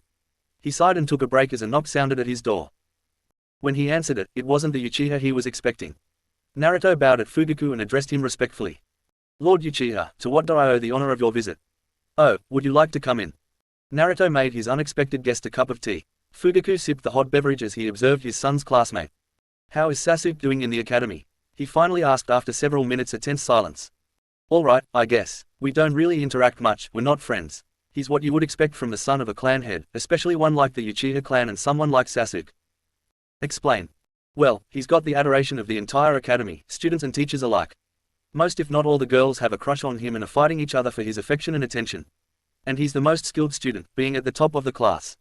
Honestly speaking, if Sasuke were to take the graduation exam, we would probably pass with flying colors, as expected from an Uchiha and son of the clan head, I'm sure. For someone that claims not to be his friend, you sure know a lot of my son. Sasuke may not be my friend, but he is the closest thing I have to one. I feel a sense of kinship with him, and for that reason, I watch out for him. But if that bothers you, I can stop, Lord Uchiha. Fugaku narrowed his eyes at the blonde, contemplating his options. On one hand, his decision would be breaking an S-rank law, but on the other hand, he was about to go through with a coup that will undoubtedly cause a civil war, which will have every member of his clan breaking all the rules there are for the village. What's one more? On the contrary, he paused as he took a final sip of the tea and placed the cup on the table they were seated at. Quote, I want you to do your best to watch out for Sasuke. I want you to always look out for him and to protect him. In exchange for this kindness, I'll in return, give you something you always wanted, the identity of your parents. Naruto's eyes widened comically, and his breath hitched. As much as Shisui told him, he never told the blonde who his parents were, only saying that he never met them. Mull it over, you can give me your answer tomorrow morning at 10. I expect you to know where my residence is. Naruto nodded and Fugaku let himself out. 10 that morning came quicker than Naruto would have liked as he walked into the Uchiha district. He knocked on the clan head's front door, was let in by Mikoto, and was led into Fugaku's office. Would you leave us alone? Fugaku politely asked his wife, who smiled in response and left him alone, closing the door behind them. Naruto doubted he would ever talk about it aloud, but he quite liked their relationship. They seemed perfect for each other, soulmates. He wondered if he and Hinata would belong together as these two did. Naruto took a seat at the desk, feeling slightly out of place. Before you tell me of your decision, I have some troubling news to inform you. Naruto nodded, taking a deep breath to brace himself for whatever the Uchiha told him.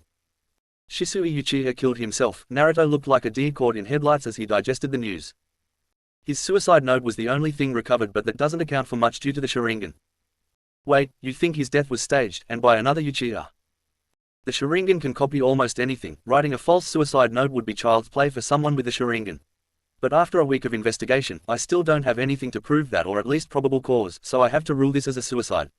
This is all the information and evidence from the investigation. I had a copy of everything made for you to do your own investigation if you so wished. Fugaku placed a box on the desk. The box had a case and serial number, other than that there was nothing special about it. Shisui left you all of his belonging in his will, including his house. However, I don't think it wise for you to enter the house of someone that nobody knows you were taught by. Naruto said nothing as Fugaku placed an identical box with no number on it next to it. What's that? Naruto questioned.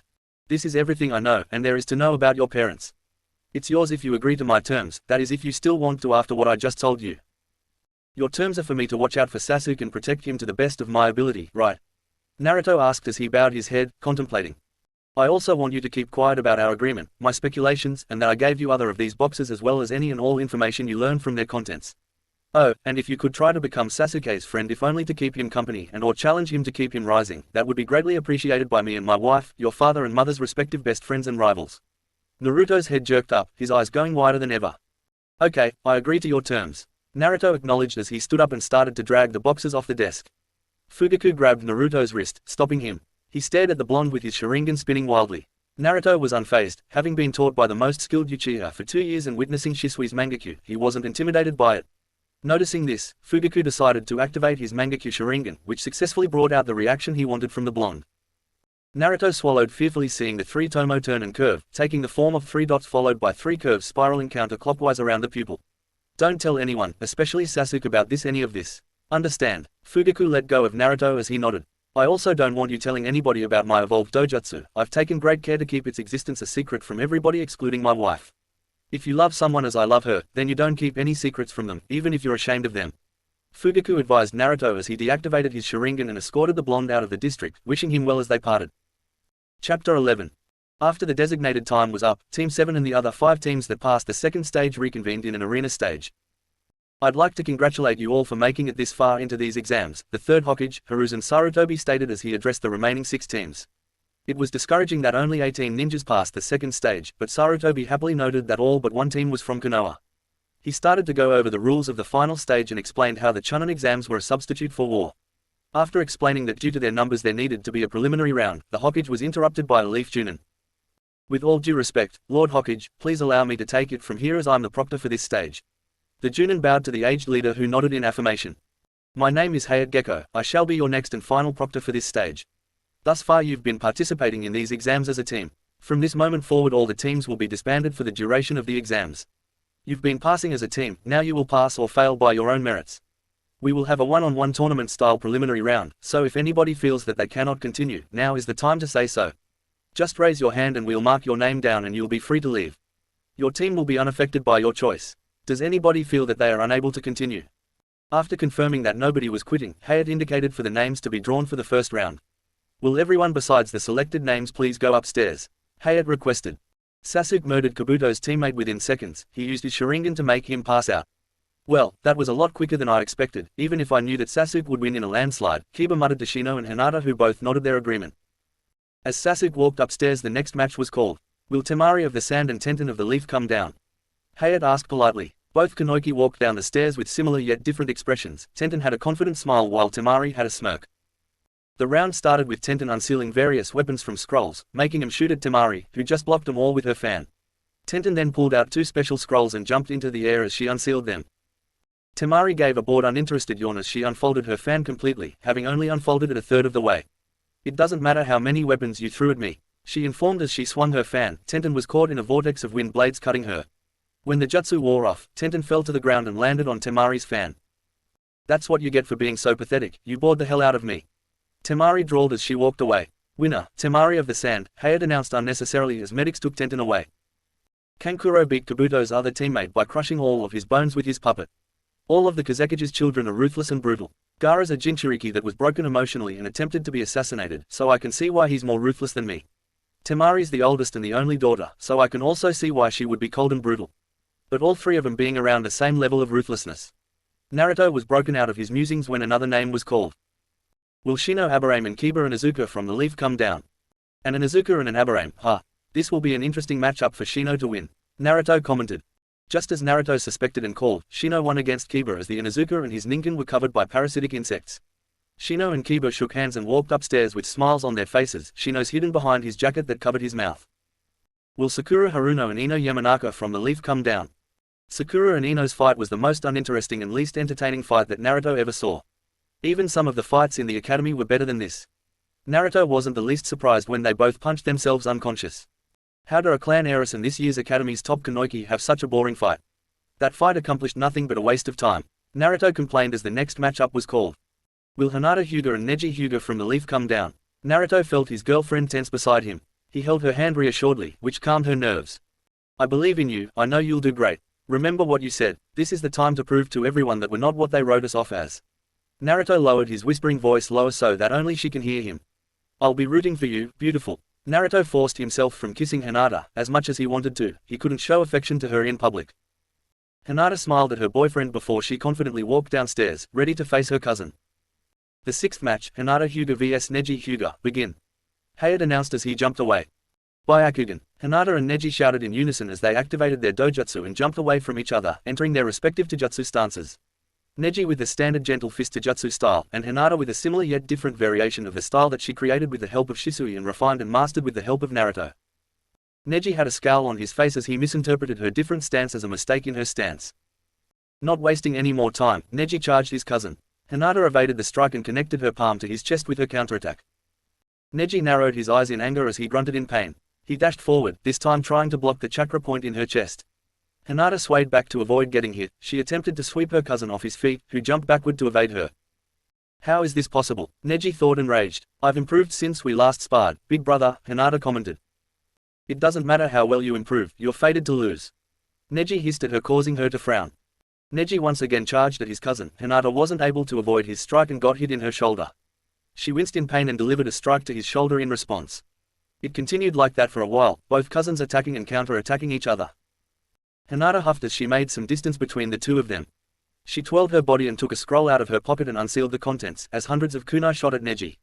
Rolling his eyes, Neji simply leaned out of the way, dodging the kunai, until he noticed the tags on them. Explosion tags. Shit. After the smoke from the explosion cleared, everybody gasped. Neji was protected by a spinning dome of chakra. Naruto was immediately reminded of the rasengan, only larger and around the whole body than in the palm of a hand. Hinata stood frozen in shock, her mouth agape. The heavenly rotation. Hinata muttered in surprise upon the sight of a jutsu that was only taught amongst the main family of the Hyuga clan. To think that you would force me to use this, Lady Hinata. Neji commented bitterly. But how? Did you teach yourself? Neji, you really are a prodigy and a genius. Neji had a cocky smirk. It's ironic, you a member of the main family are still having trouble mastering this jutsu even with the help of your father, yet I a member of the branch family mastered it without any assistance whatsoever. You did it, you changed your own fate. Hinata cheered. What? Fate put you in the branch family. By your own logic you should have been destined to be a servant for the main family, but you changed your fate by learning a jutsu only taught amongst the main family. You did something that everyone said you weren't capable of accomplishing. You proved that there were no real differences between the two sides of our clan. The branch family shouldn't exist, there is only one clan, and there shouldn't be two halves of it. Shut up. Neji snarled at her. Nothing can change our fate, no matter how hard we try we will never change our destiny. I'm destined to be a prodigy while you are fated to be a failure, nothing will ever change that. Naruto nearly snapped the bar Haz was gripping. How about I go down there and change your fate for you? You won't have to worry about dying for your clan. Naruto muttered under his breath as his eyes turned red. Naruto calmed down when he felt a hand on his shoulder and looked into Kakashi's uncovered eye. He bowed his head in shame and apologized. Sorry, I still have trouble controlling my emotions when it comes to her. He whispered to Kakashi. Kakashi just gave him a closed-eye smile, ruffling his hair as he put his hand through it in a display of affection. Naruto and Kakashi turned their attention back to the arena in time to see Neji bolt forward successfully striking Hinata in the chest. Neji had a sick sadistic smile on his face as Hinata leaned forward crouching slightly in pain, however, his grin faltered when she disappeared in a puff of smoke. What? He yelled in surprise as he turned around in time for Hinata to thrust her attack into his shoulder. Gentle fist style, rasengan, she announced as the spinning sphere of chakra collided with him, forcing him back and making him collapse, unable to get back up. Hinata walked over to him and crouched down beside him. This is an original jutsu of mine that I just created not too long ago. I created it with the help of the same person that helped me refine and master a new variation of the gentle fist jutsu style. He describes the jutsu as if the gentle fist has struck whatever point of contact it has with another person. I shot several chakra needles into your shoulder that damaged your chakra points. You'll be fine once you go to the hospital. I'm telling you this so you can understand. We are not defined by our fates, we can create our own destinies. You could have become a simple servant to the main family, but you changed your fate and became the prodigy and pride of the clan. While I'm the heiress, I was written off because I didn't live up to their standards fast enough. They called me a failure just as you did, but look at me now, I'm strong enough to catch you off guard enough to get you with a powerful lethal jutsu while when you underestimated me. Take care of yourself, big brother. Hinata patted Neji's uninjured shoulder and walked away as Hayate declared her the winner. Naruto happily and excitedly hugged her as she got back upstairs, ecstatic at her win, and amused by all the surprised faces of the Genins and Junins alike. I knew you could do it, didn't I say that you would do it? Congratulations, Hina. Hinata smiled as her boyfriend continued to say numerous complimentary things that she tuned out as she tightened their embrace. As much as she loved him, he was starting to annoy her with his constant praising. She decided to shut him up with a kiss, forgetting where they were and why he was hugging her and praising her. When the couple broke apart, they blushed as they realized what they just did. Hinata giggled slightly as she hid her face in Naruto's chest, while Naruto just sighed. No hiding it anymore, I guess. At least now I can actually publicly spend time with you and show you affection. They broke apart again as Naruto's name was called. Will Naruto Uzumaki and Kabuto Yakushi from the leaf come down? Good luck, Naruto, Hinata said with a smile as Naruto rubbed his thumb on her cheek. Thanks, it's going to be your cheering that'll let me win. He flirtatiously responded. Hinata rolled her eye and pushed him away. Kabuto had attempted to slice Naruto with some kind of chakra scalpel, but he used his superior speed to dodge all of his attempts, making them futile. Even when Kabuto was fast enough to run his kunai through Naruto, the attack just went through him like he wasn't even there. Suddenly there were dozens of Naruto, all surrounding Kabuto, and all of them being intangible. While Kabuto was distracted by his afterimage clones, Naruto got behind him and placed a seal on his back to absorb all of his chakra and knocked him out with a neck chop. Winner, Naruto Uzumaki, Hayate declared as he confirmed that Kabuto was unconscious. Will Gaara of the Sand and Rock Lee of the Leaf come down? Lee did extremely well against a Jinchuriki, however, Gaara won in the end. He had to be reminded not to kill anymore by Naruto, but he was going in the right direction. So that only leaves the two of us left. Shikamaru groaned as he addressed his best friend. Choji took some convincing to fight Shikamaru. Their sensei had to offer an all-you-can-eat barbecue if he won. The eighth and final match for the preliminaries, Shikamaru Nara vs Choji Akamaki, begin. Hayate announced before jumping back. Choji immediately activated his clan's bloodline, as he turned into a spiked human juggernaut and attempted to run Shikamaru over. The Nara jumped out of the way. Choji responded by changing directions. Shikamaru continued to dodge his rolling friend while Choji attempted to run him over. Shikamaru pulled out a kunai and tossed it on the ground in the direction Choji was rolling so he would run over the weapon. Almost immediately after the Akamaki made contact with the ninja tool, an explosion occurred. Choji winced in pain as he got off the floor, making a hand seal as he got to his feet. Partial expansion jutsu, Choji yelled as his hand grew large in size and went to strike Shikamaru. But before his enormous fist could make contact, Choji found he couldn't move. Shadow possession, successful, Shikamaru informed with a smirk. Choji's fist turned around to face Choji. Concede the match, or we find out how much stronger your enlarged hand is to mine. Choji sighed and gave up. The two Team 10 members gave each other a smile and handshake. Congratulations to all those that passed. The finals will take place 1 month from now. It'll be just like the preliminaries, only more rounds, and they'll be observed by numerous judges to decide whether or not you should be promoted. Sarutobi informed the 8 winners. A month? What are we supposed to do in the meantime? Sit on our asses, twiddle our thumbs? Temari asked sarcastically. I would advise you to take the month to train, but whatever you do with the time is up to you. Now, everybody pick a slip from this bowl. The number on the slip coincides with how the fights are ordered. After a few minutes everybody picked and called out their number and Hayate drew up a diagram. Round number 1 Shikamaru Nara vs Temari. Round number 2 Shino Aburame vs Kankuro. Round number 3 Sasuke Uchiha vs Hinata Hyuga. Round number 4 Naruto Uzumaki vs Gaara. This hereby concludes the second stage. Please enjoy the rest of your day. Chapter 12. Naruto started scouring the village, searching for his perverted and sometimes irresponsible sensei. He found him at the training ground with his teammates' memorial. Kakashi sensei, Naruto addressed his brother figure. Naruto, I suspect you'll hear about the training. I figure you'll want to train Sasuke to make sure he's not going after Orochimaru for more power, and that would leave me under someone else's care for the month. I was wondering if you set up someone to teach me. The Hokage has someone in mind that he wants you to learn from. He wants you to meet him in his office at 10 tomorrow morning. You'll meet him then. Naruto and Hinata went on a lunch date at Ichiraku's to celebrate making it to the finals. So, is your sensei training you, or are you learning from your clan again? Naruto asked curiously. Kurenai sensei has both me and Shino training with our clans. What about you two? Neither you or Sasuke has a clan to train with anymore. Kakashi's training Sasuke. The Hokage has someone in mind for me. Who? I have no idea, but'll find out tomorrow morning. Naruto walked Hinata to her clan district, hand in hand, kissing her on the cheek as they parted. At 10 on the dot, Naruto knocked on the door to the Hokage's office. Enter, a gruff voice ordered from behind the door. Naruto opened the door, freezing at the sight of the Hokage, having a staring contest with an mounting mountains of paperwork. Clearing his throat, Naruto made his presence known. The aged leader looked up and cleared his own throat. Naruto, good, you're on time, take a seat. The Sarutobi gestured to the chair in front of his desk. Kakashi said that you had someone you wanted me to learn from. Yes, Naruto, I'd like you to meet my student, Jiraiya. He gestured to the window, where a man with white spiky hair was sitting on the windowsill. Naruto deadpanned, unimpressed with the perverted hermit. You're joking. No, I am not. Jiraiya is the only person in the leaf that can teach you how to tame the Kyuubi's chakra. I seem to be doing just fine on my own, thanks. Besides, he doesn't have a great or even good track record when it comes to students, especially when all 6 of them are dead. Hiruzen and Jiraiya gaped at Naruto as he scowled at the Sannin. Listen, you little brat, I taught the 4th Hokage. What, how to quit, how to kill himself, how to abandon his son, how to let his wife die. Jiraiya recoiled at Naruto's harsh words. Naruto stood up and turned for the door. I've done just fine training by myself for the last 5 years, I think I'll be fine for another month. Naruto left and went to the Uchiha district. Sasuke should be gone, training with Kakashi outside the village. Naruto stopped in front of a house he hasn't seen in over 5 years. The last time he ever entered Shisui's house was when he stored the box of information of his death here. Fugaku gave it to him in hopes that it would help him draw his own conclusions, but he never looked into it, never needed to after Itachi explained to him why Shisui take his own life. But if Orikima is telling the truth, then Fugaku's suspicion has to be the truth as well. Naruto walked into his deceased master's house, taking notice of the indescribable amount of dust. Before he did anything else, Naruto got cleaning supplies and cleaned the house until it was spotless. Once finished, Naruto got out the box he stored in a secret compartment disguised as a vent. After reading through all the reports and notes, Naruto started to make an investigation board with them. For several minutes he just stared at the board, trying to find something, anything in the information that would point him in the right direction. Naruto turned his head when he heard something fall behind him. He picked up the box's lid and noticed the case number, and an awful idea ran through his head.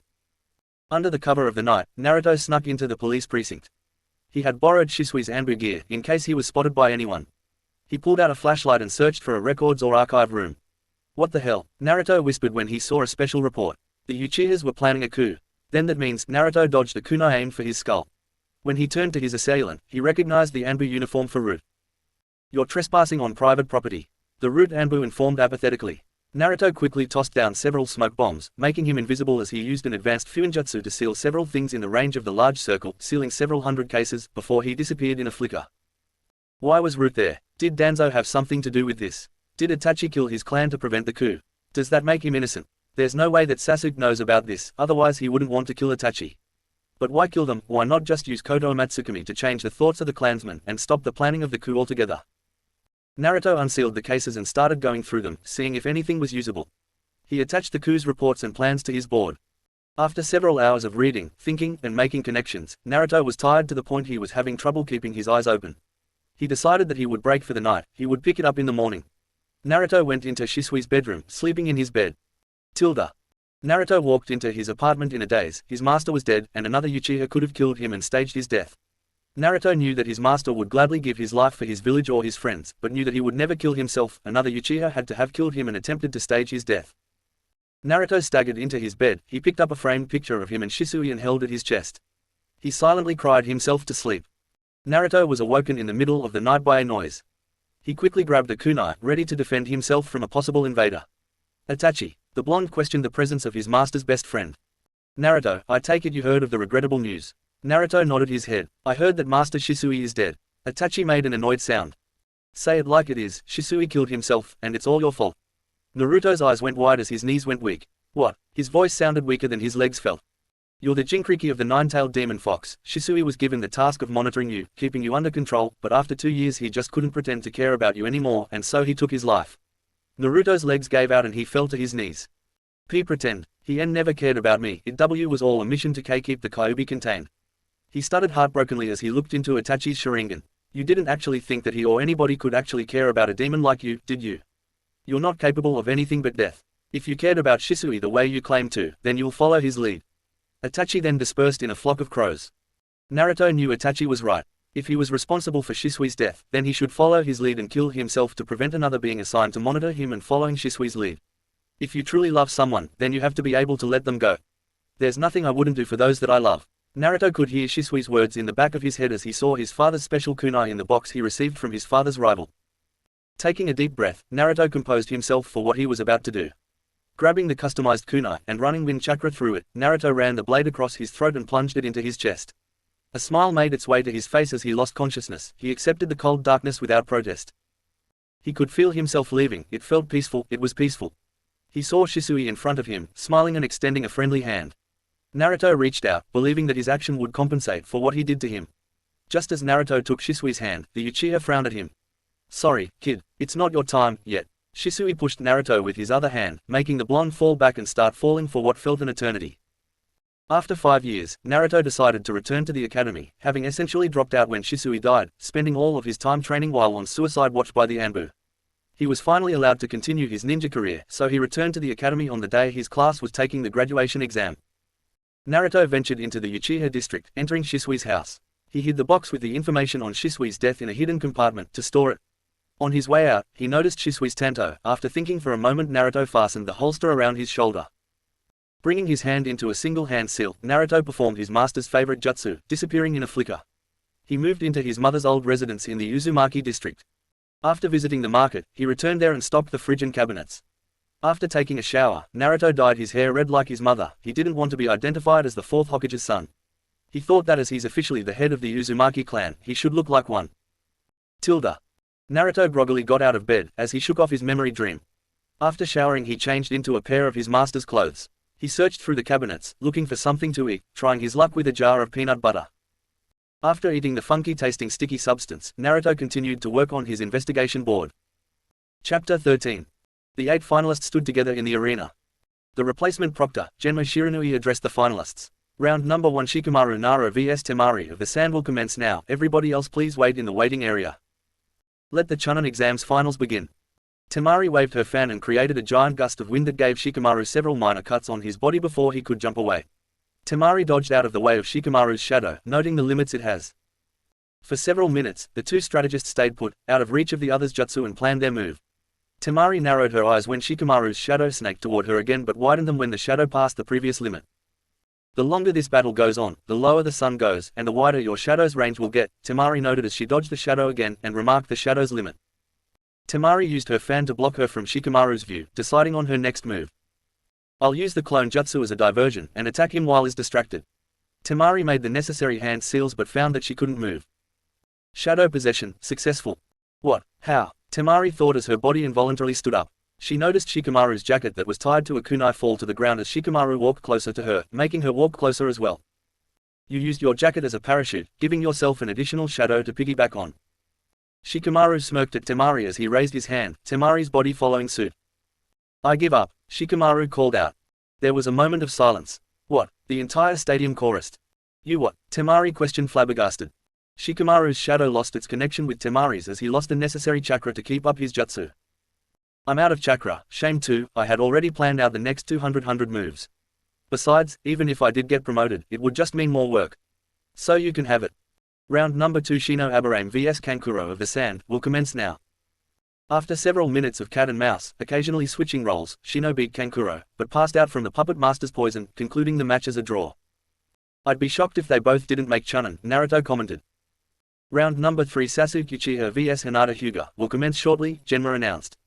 Hinata turned to go downstairs but was held back by Naruto, who kissed her, wishing her luck.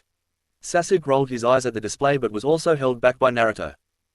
Naruto grabbed Sasuke's arm tightly and stared into his eyes menacingly. If you attempt to use a lethal jutsu such as the Chidori. Naruto trailed off, letting Sasuke's imagination fill in the rest. Sasuke pulled his arm free from Naruto's death grip and went down to the arena. Begin. Both prodigious clan heirs activated their dojutsu. The two collided with each other, first their fists and feet as they engaged in a taijutsu match, then with jutsu as they switched to ninjutsu. Hinata tried her best, even resorting to her rasengan, but in the end, it was no match for Sasuke. Naruto comforted Hinata when they got back upstairs. I just know that you'll be promoted, it's simply illogical not to, and I know the Hokage knows that. Thanks, but I think you should worry more about your own match. Naruto and Gaara jumped off the balcony and landed in the arena. Round number 4, Naruto Uzumaki vs Gaara of the Sand. They began their match. Gaara started an onslaught of sand attacks, all of which Naruto evaded with striking speed. Everyone was amazed at the fight between the two Jinchurikis. Gaara's sand attacks were impressive, while Naruto was so fast that it looked like he was teleporting.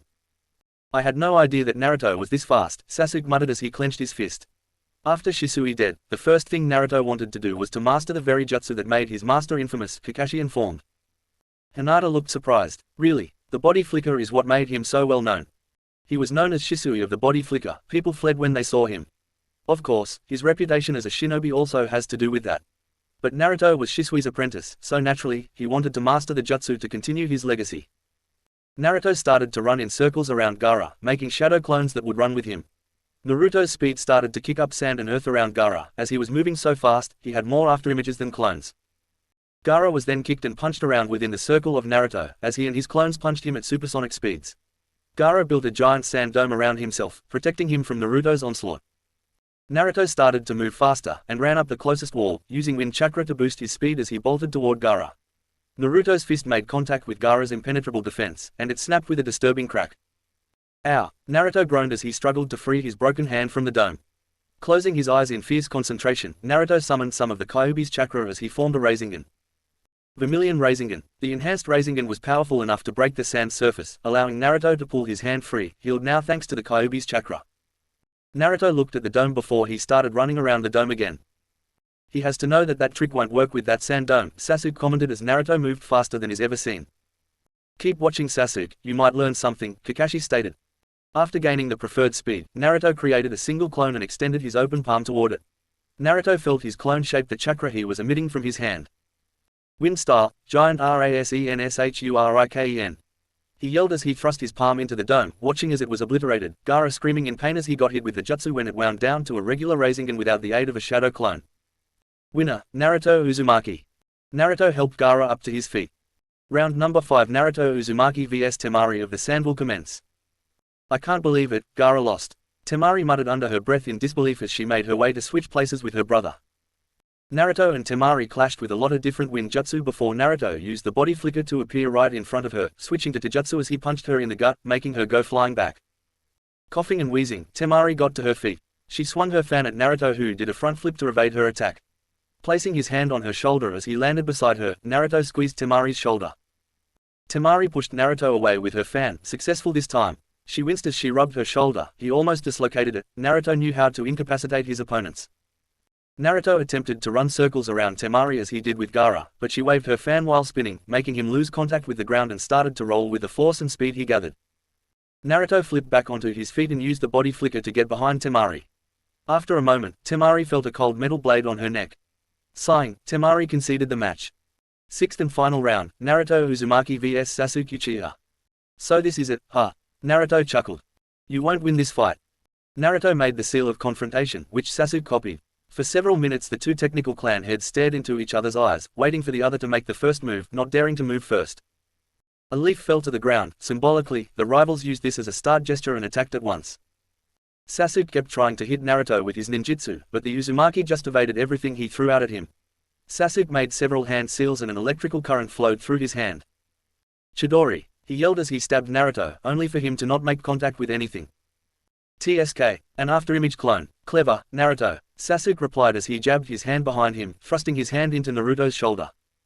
Naruto burst into smoke, and another Naruto come up behind Sasuke and collided his rasengan into Sasuke's stomach, making him fall back in pain. Before Naruto and Sasuke could continue their fight, an explosion sounded in the distance. What's going on? Naruto questioned Genma as he turned to him. An invasion, it seems. Forget the fight, defeat the invaders. It wasn't that hard. The Sand Shinobi fought alongside the Leaf against the Sound Ninjas.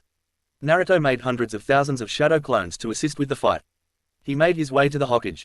If the Hokage died, then it wouldn't matter the amount of damage that Orochimaru inflicted on the village. Flying Thunder God, Naruto appeared in a flash of red inside a purple barrier and drove his rasengan into Orochimaru. Naruto, Sarutobi called. Later. The seconds and the fourth sacred jutsu, most impressive, Naruto. I've mastered one of Lord Tobirama's jutsu, would you like to see it? Orochimaru asked, before slamming his hands on the ground, summoning 3 coffins. Reanimation jutsu. The coffin lids fell off, and 3 decayed bodies walked out. Lord First, Lord Second, and Master Shisui. Naruto felt weak in the knees upon the sight of his dead master. Naruto, Lord Third, what's happening? Shisui questioned. Tobirama turned to Shisui, his eyes going wide. Kagami, is that you? No, sorry Lord Second, but he's my ancestor. Wait, if the 3 of us are here, then that means. That's right, I summoned you 3 back to the land of the living. I originally wanted the 3 dead Hokages, but Minato Namikaze's soul is unreachable, it being in the Shinigami's stomach and all. Oh well, I'll make do with Naruto Uzumaki's master, rather than his father. Orochimaru attempted to put some kind of talisman into the reanimated skulls. Upon Tobirama's warning, Naruto prevented Tobirama and Shisui from receiving the talisman. That was going to wipe their personalities, make it easier for you. But fine, you want to kill them while they're still there in mind. How do I release the jutsu? Naruto asked Tobirama as Sarutobi engaged Hashirama and Orochimaru. You have to seal our souls away. You're an Uzumaki, right? Yeah, I got it. Naruto sealed Tobirama away by placing a seal on his chest. He attempted to do the same with Shisui, but he was too fast. Master, Naruto couldn't help the tears that rolled down his face as his voice cracked. Naruto, how are you? Good, I've mastered the body flicker and the 4th Hokage's 2 most famous jutsu. Shisui smiled as he was forced into spitting out an enormous fireball at Naruto, who evaded it with ease as he continued to seal Shisui. It wasn't easy. Naruto had to keep hitting Shisui's face, to prevent him from activating his mangekyu, but the master and apprentice pair conversed all the same. So you learned the truth. I hope you're not too upset about my deceit. You didn't know them personally, just like you said. Besides, I wasn't ready to know then. But I have to know now, why did you kill yourself? Was it because you were assigned to monitor the Kyuubi's Jinchuriki and you couldn't take it anymore, as Itachi said? Or was it because your clan was planning a coup? Does the coup have anything to do with it? Does Root? Shisui knew then that he made the wrong decision. Seeing Naruto's heartbroken look, he knew that he felt betrayed and abandoned.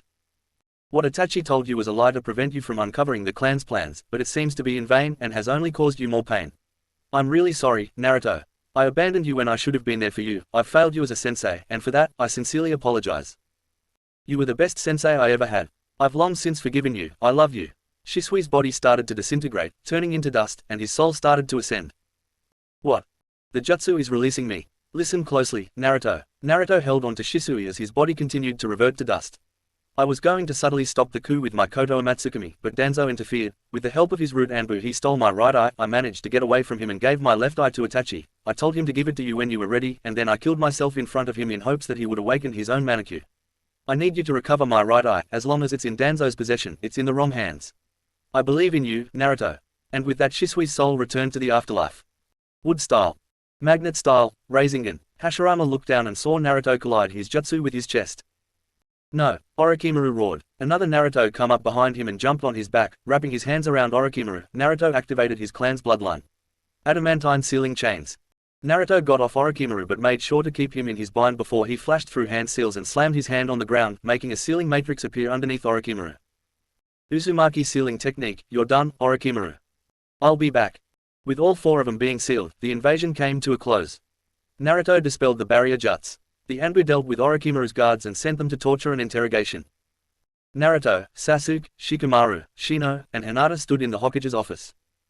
Thank you all for coming. Thanks to the Kazekige's children warning me last month of the incoming invasion, we were able to prepare for it. They investigated around and found out that Orochimaru killed the Kazekige and assumed his identity to arrange the invasion. The siblings spread the news of the Kazekige being an imposter and instructed all the Sand Shinobi to fight alongside us. And it was all thanks to you, Naruto. Me? Naruto asked, bewildered as everyone else shared similar dumbfounded looks. Yes, because of your actions, you've made the Sand Jinchuriki have a change of heart, and he convinced his siblings to not go through with the invasion. Now on other news, promotions. You've all proven yourselves. I grant you the rank of Chunin, Hinata Hyuga, Shino Aburame, Shikamaru Nara, and Sasuke Uchiha. The Hokage informed them, different Anbu handing him a green flak jacket and a promotion paper. What about Naruto, Lord Hokage? Doesn't he deserve a promotion as much as the rest of us? Hinata inquired. The Hokage pulled out a green flak jacket that was a darker shade than the rest and handed it to Naruto. Naruto Uzumaki, if it wasn't for you, I wouldn't be here right now. Thanks to you, 3 foreign shinobi helped us prevent a war that would have hurt all the nations, lives were saved, and death was prevented. You've shown tremendous skill, intellect, and heart. And for that, I would like to promote you to Junin. J. Junin, Naruto questioned with a bewildered stare. Are you sure? The Hokage nodded. Yes, you deserve this rank, of that I am certain. Konoha is still standing, not in ruins thanks to you. Thank you, Lord Hokage, I'm honored by your decision. Now, you'll all receive new assignments that fit your new rank within the week, so be at the ready. Dismissed. Chapter 14. Naruto knocked on Sasuke's house, the Ravenet answering the door with an impassive face. If you still want to kill your brother to avenge your clan, then you need to come with me. Why?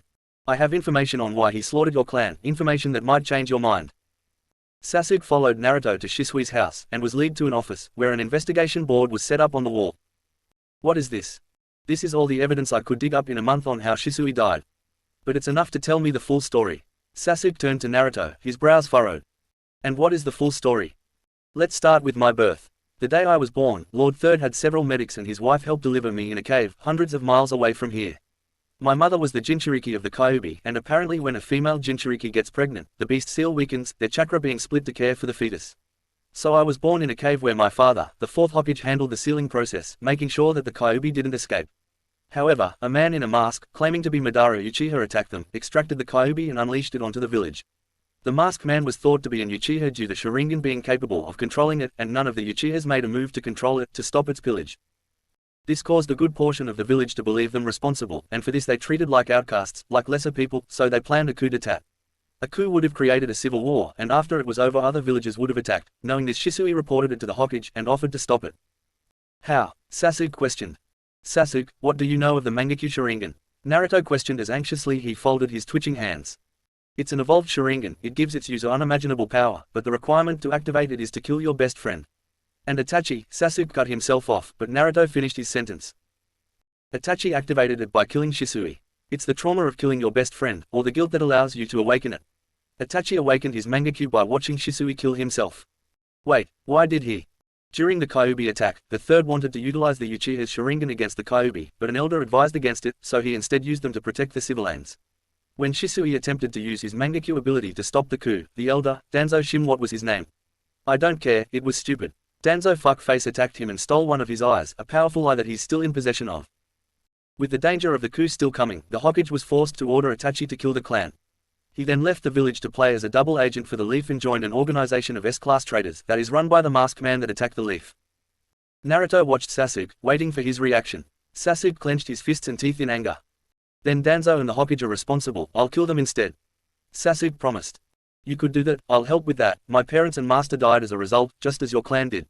But, are you ready to risk the consequences of that path? If you kill an elder in a cage, you might as well join your brother in the Akatsuki. I don't have a lot of love for this village as I once did, it causing my family and clan's death, so I'm fine with killing them for revenge. I can rebuild my ancestral home and we can start a village. Naruto trailed off, chuckling at the irony.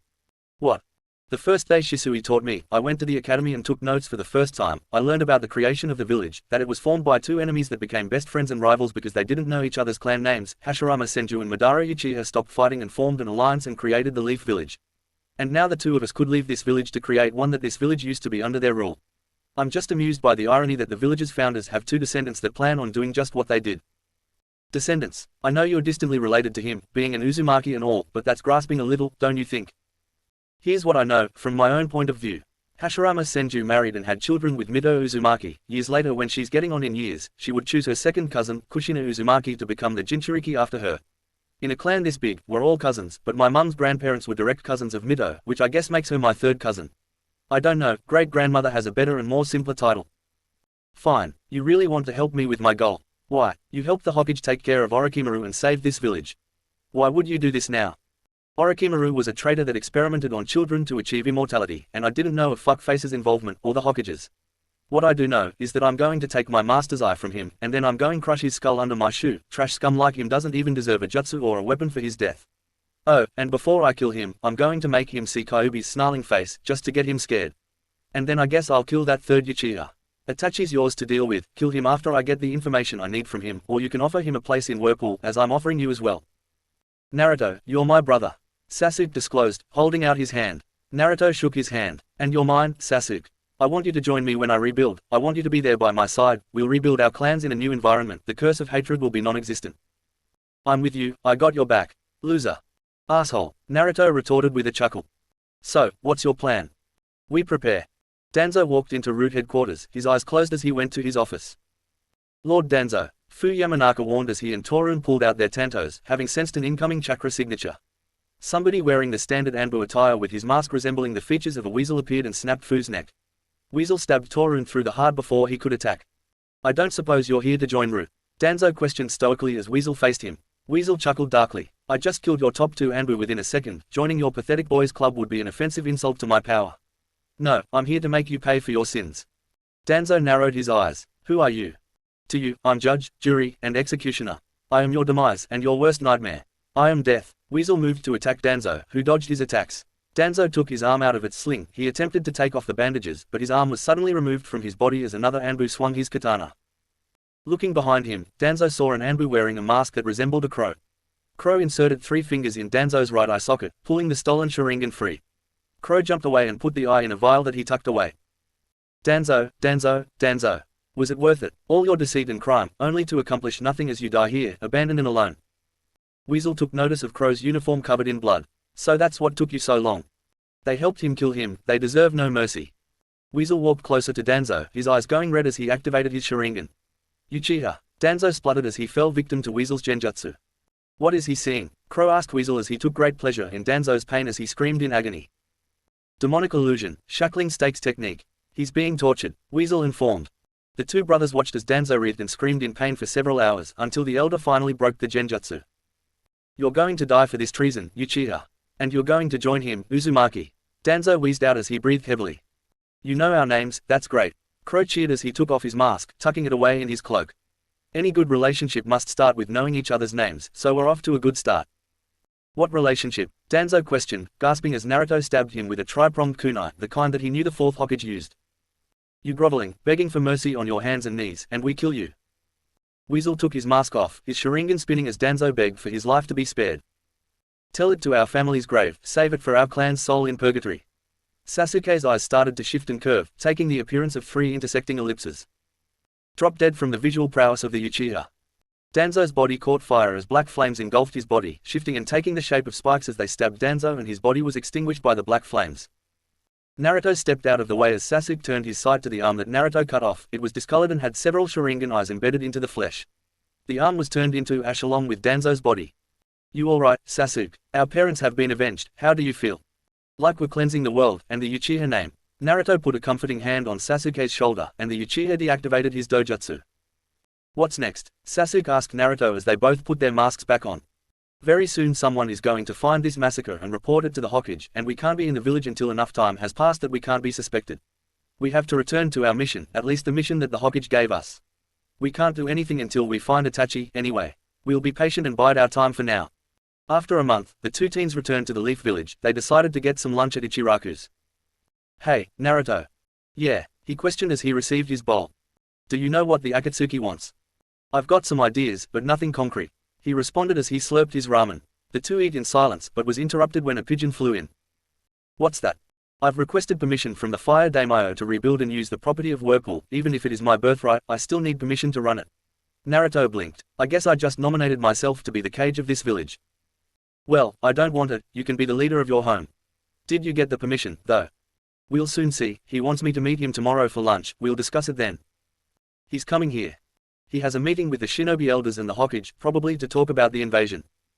The invasion was 2 months ago, why would they have a meeting now? I don't know, why would the Hokage have one of his strongest shinobi kill a whole clan of prominent ninjas? Why would he ignore my clan's pleas for help when they were attacked? Why would not send help to my parents when they were killed? He's a bad leader, and a horrible cage. Fair point. After my meeting we'll discuss our next course of action. Sasuke nodded in affirmation and they parted. Naruto lay upon a patch of grass in the Uzumaki district, Hinata's head on his chest, his arms wrapped around her back. Naruto was at peace, Hinata was an angel, he was always at ease around her. I love you, he muttered as he kissed her cheek. She stirred slightly, but snuggled into his chest and continued to nap. I guess I'm not going anywhere right now, not that I really want to. I'll give it 20 more minutes, then I have to go. 3 hours later, Naruto walked up the steps to Shisui's house, Sasuke waiting for him. What took you so long? I don't think you would understand, you don't have a girlfriend, or a girl that you love. Sasuke shook his head and followed Naruto inside. So, how'd it go with the daimyo? Perfect. Once I told him that I was the 4th Hokage's and his wife's son, he practically offered to pay all the expenses to have the village rebuilt for me, even offered to find ninjas to help. So, now what? Now, we prepare for our mission tomorrow. Isn't this more important than killing some lowlife? Sure, we'll just let this lowlife continue raping and killing more innocent children because we were getting impatient for our revenge. Should we introduce him to Orochimaru? You know, when we feel like he's important enough to deal with. I get it, Sasuke stated with a roll of his eyes. The news that Danzo's entire Anbu division was slaughtered, and Danzo's body was burnt to nothing but ash should have reached Itachi by now. He'll want to know what's going on, and he'll probably want to see how you've grown. He did slaughter his clan and defect the Leaf while being a double agent to protect you. The perfect time for him to do that would be while we're on a mission, when we're away from the village and away from reinforcements. Speaking of which, what are you going to do with Shisui's eye? I don't know. When Shisui was reanimated he told me that he asked Itachi to give me his left eye when I was ready, but his eyes are really powerful. If it was stolen from me it'll fall into the wrong hands again. You're powerful. If Shisui thought that you should have the power of his Sharingan, then you can handle it. Sasuke told him as he put his hand on his shoulder. Thanks, brother. Naruto thanked. Just like Naruto suspected, Itachi attacked them on their way back to the Leaf Village. Separated from his partner, Itachi spoke with the two teens. Itachi had explained to Sasuke his reasons, and had convinced him not to attack the Leaf or the Hokage. You two can continue this touching brotherly reunion later, but right now I need to know about the Akatsuki, everything you've learned in the last 5 years. The Akatsuki has 10 members, all split up in groups of 2. Itachi informed. Start with your partner. Kisame Hoshigaki, a member of the 7 ninja swordsmen of the mist. His weapon is Samehada, a sentient sword that can absorb chakra and give it to its wielder, earning him the title of Tailless-Tailed Beast. He has a mastery over water jutsu, the jutsu alone are deadly. He has a shark form, making him naturally weak to fire. Pain, the puppet, I don't know much about him. His partner is Konan, a kunoichi that utilizes paper as her ninjutsu. She can use it offensively and defensively. Her paper jutsu is the only thing I've ever seen her use. Zetsu, a white humanoid plant, he's really weak physically, his only ability is to merge with the ground, but there's hundreds of him. Toby, the leader, he calls himself Madara, he wears an orange spiral mask with one eye hole. He's powerful. I suspect him to have a mangekyu, but I have no idea what his abilities are. Deodara, an ex-member of the Stone's Explosion Corps. He has an explosion bloodline. He molds explosive clay. He uses earth as a base for his jutsu, so lightning should negate them. Sasori of the Red Sand. He's a puppet master, but is protected by a puppet body. He heavily utilizes poison. Kakazu, an immortal that steals the hearts of shinobi so that he can use all 5 natures as if he has an affinity for all of them. Like Deodara, he uses earth as a base, so lightning should kill him. You have to stop all 5 of his hearts to kill him. Hidden, an immortal that kills people as sacrifices for his god that grants him his immortality. He cuts people with his scythe, licks the blood, and stabs himself after he changes from the blood. Then he makes a ritual circle with the blood. As long as he's in a circle is bonded with whoever the blood belonged to, any injuries he sustains will go over to them if he's in the circle. Naruto closed his eyes, thinking about the information Itachi told him. What did you do with the eye Shisui gave you? It's in the eye of a crow, hidden somewhere safe. I'll keep it for now as you've acquired his right eye from Danzo. Don't think I haven't figured out that it was the 2 of you that killed him and his Anbu. I know you're a genius and all, but will you tell us how you figured it out? Naruto asked. I recognized the burn marks of Amaterasu, having access to that mangekyu ability myself. So I realized that Sasuke must have awakened his mangekyu Sharingan and one of his eyes' ability was Amaterasu. And I knew that the rest of the root members were killed by you, because they looked like their throats were cut while they stood still, and you were the only person in the leaf, maybe the whole world that's fast enough to do something like that. What do you mean? One of Sasuke's eyes had Amat something. Each mangekyu Sharingan has its own ability. My right eye can use Amaterasu, it will burn anything within my line of sight. And with my left, I can use Tsukuyomi, a powerful genjutsu that traps people's minds in a world of my design as I have control on their perception of time and space. Shisui sounded cooler. Naruto commented. Can you shape them? Itachi questioned his brother. The flames, can you shape them? No, I can move them around, and I can extinguish them at will, but I can't give them specific form. Can you? Yeah, I think my right eye can shape the flames that my left creates. That must be my mangekyu abilities. Itachi, where can I find the one you call Tobi? After Itachi gave him locations of some of Akatsuki hideouts, Naruto left for the first one, taking a short break to switch his right eye with Shisui's Sharingan. Hey, Tobi turned around and faced Naruto, who was wearing Shisui's Anbu attire. Naruto Uzumaki, I take it you know the truth. That you're the leader of the Akatsuki, you attacked the leaf, and killed my parents. Yeah, you should know that I'm here to kill you. Tobi narrowed his eyes at Naruto. Naruto threw his father's kunai at Tobi's eye and watched as it phased through the man. So this is your mangekyu ability, it allows you to pass through objects. But it can't last forever, you'll run out of chakra eventually. Tobi started to swirl. Naruto noticed with his Sharingan that the swirling originated from Tobi's eye. As Tobi got away, Naruto appeared behind him in a red flash, slamming his rasengan to his mask. What? How? Tobi questioned as his mask was chipped away. My father marked you 13 years ago. After mixing his chakra with mine, I can use any of his prior placed seals, including the one he placed on you. So your ability allows you to transport objects into a pocket dimension. Very impressive.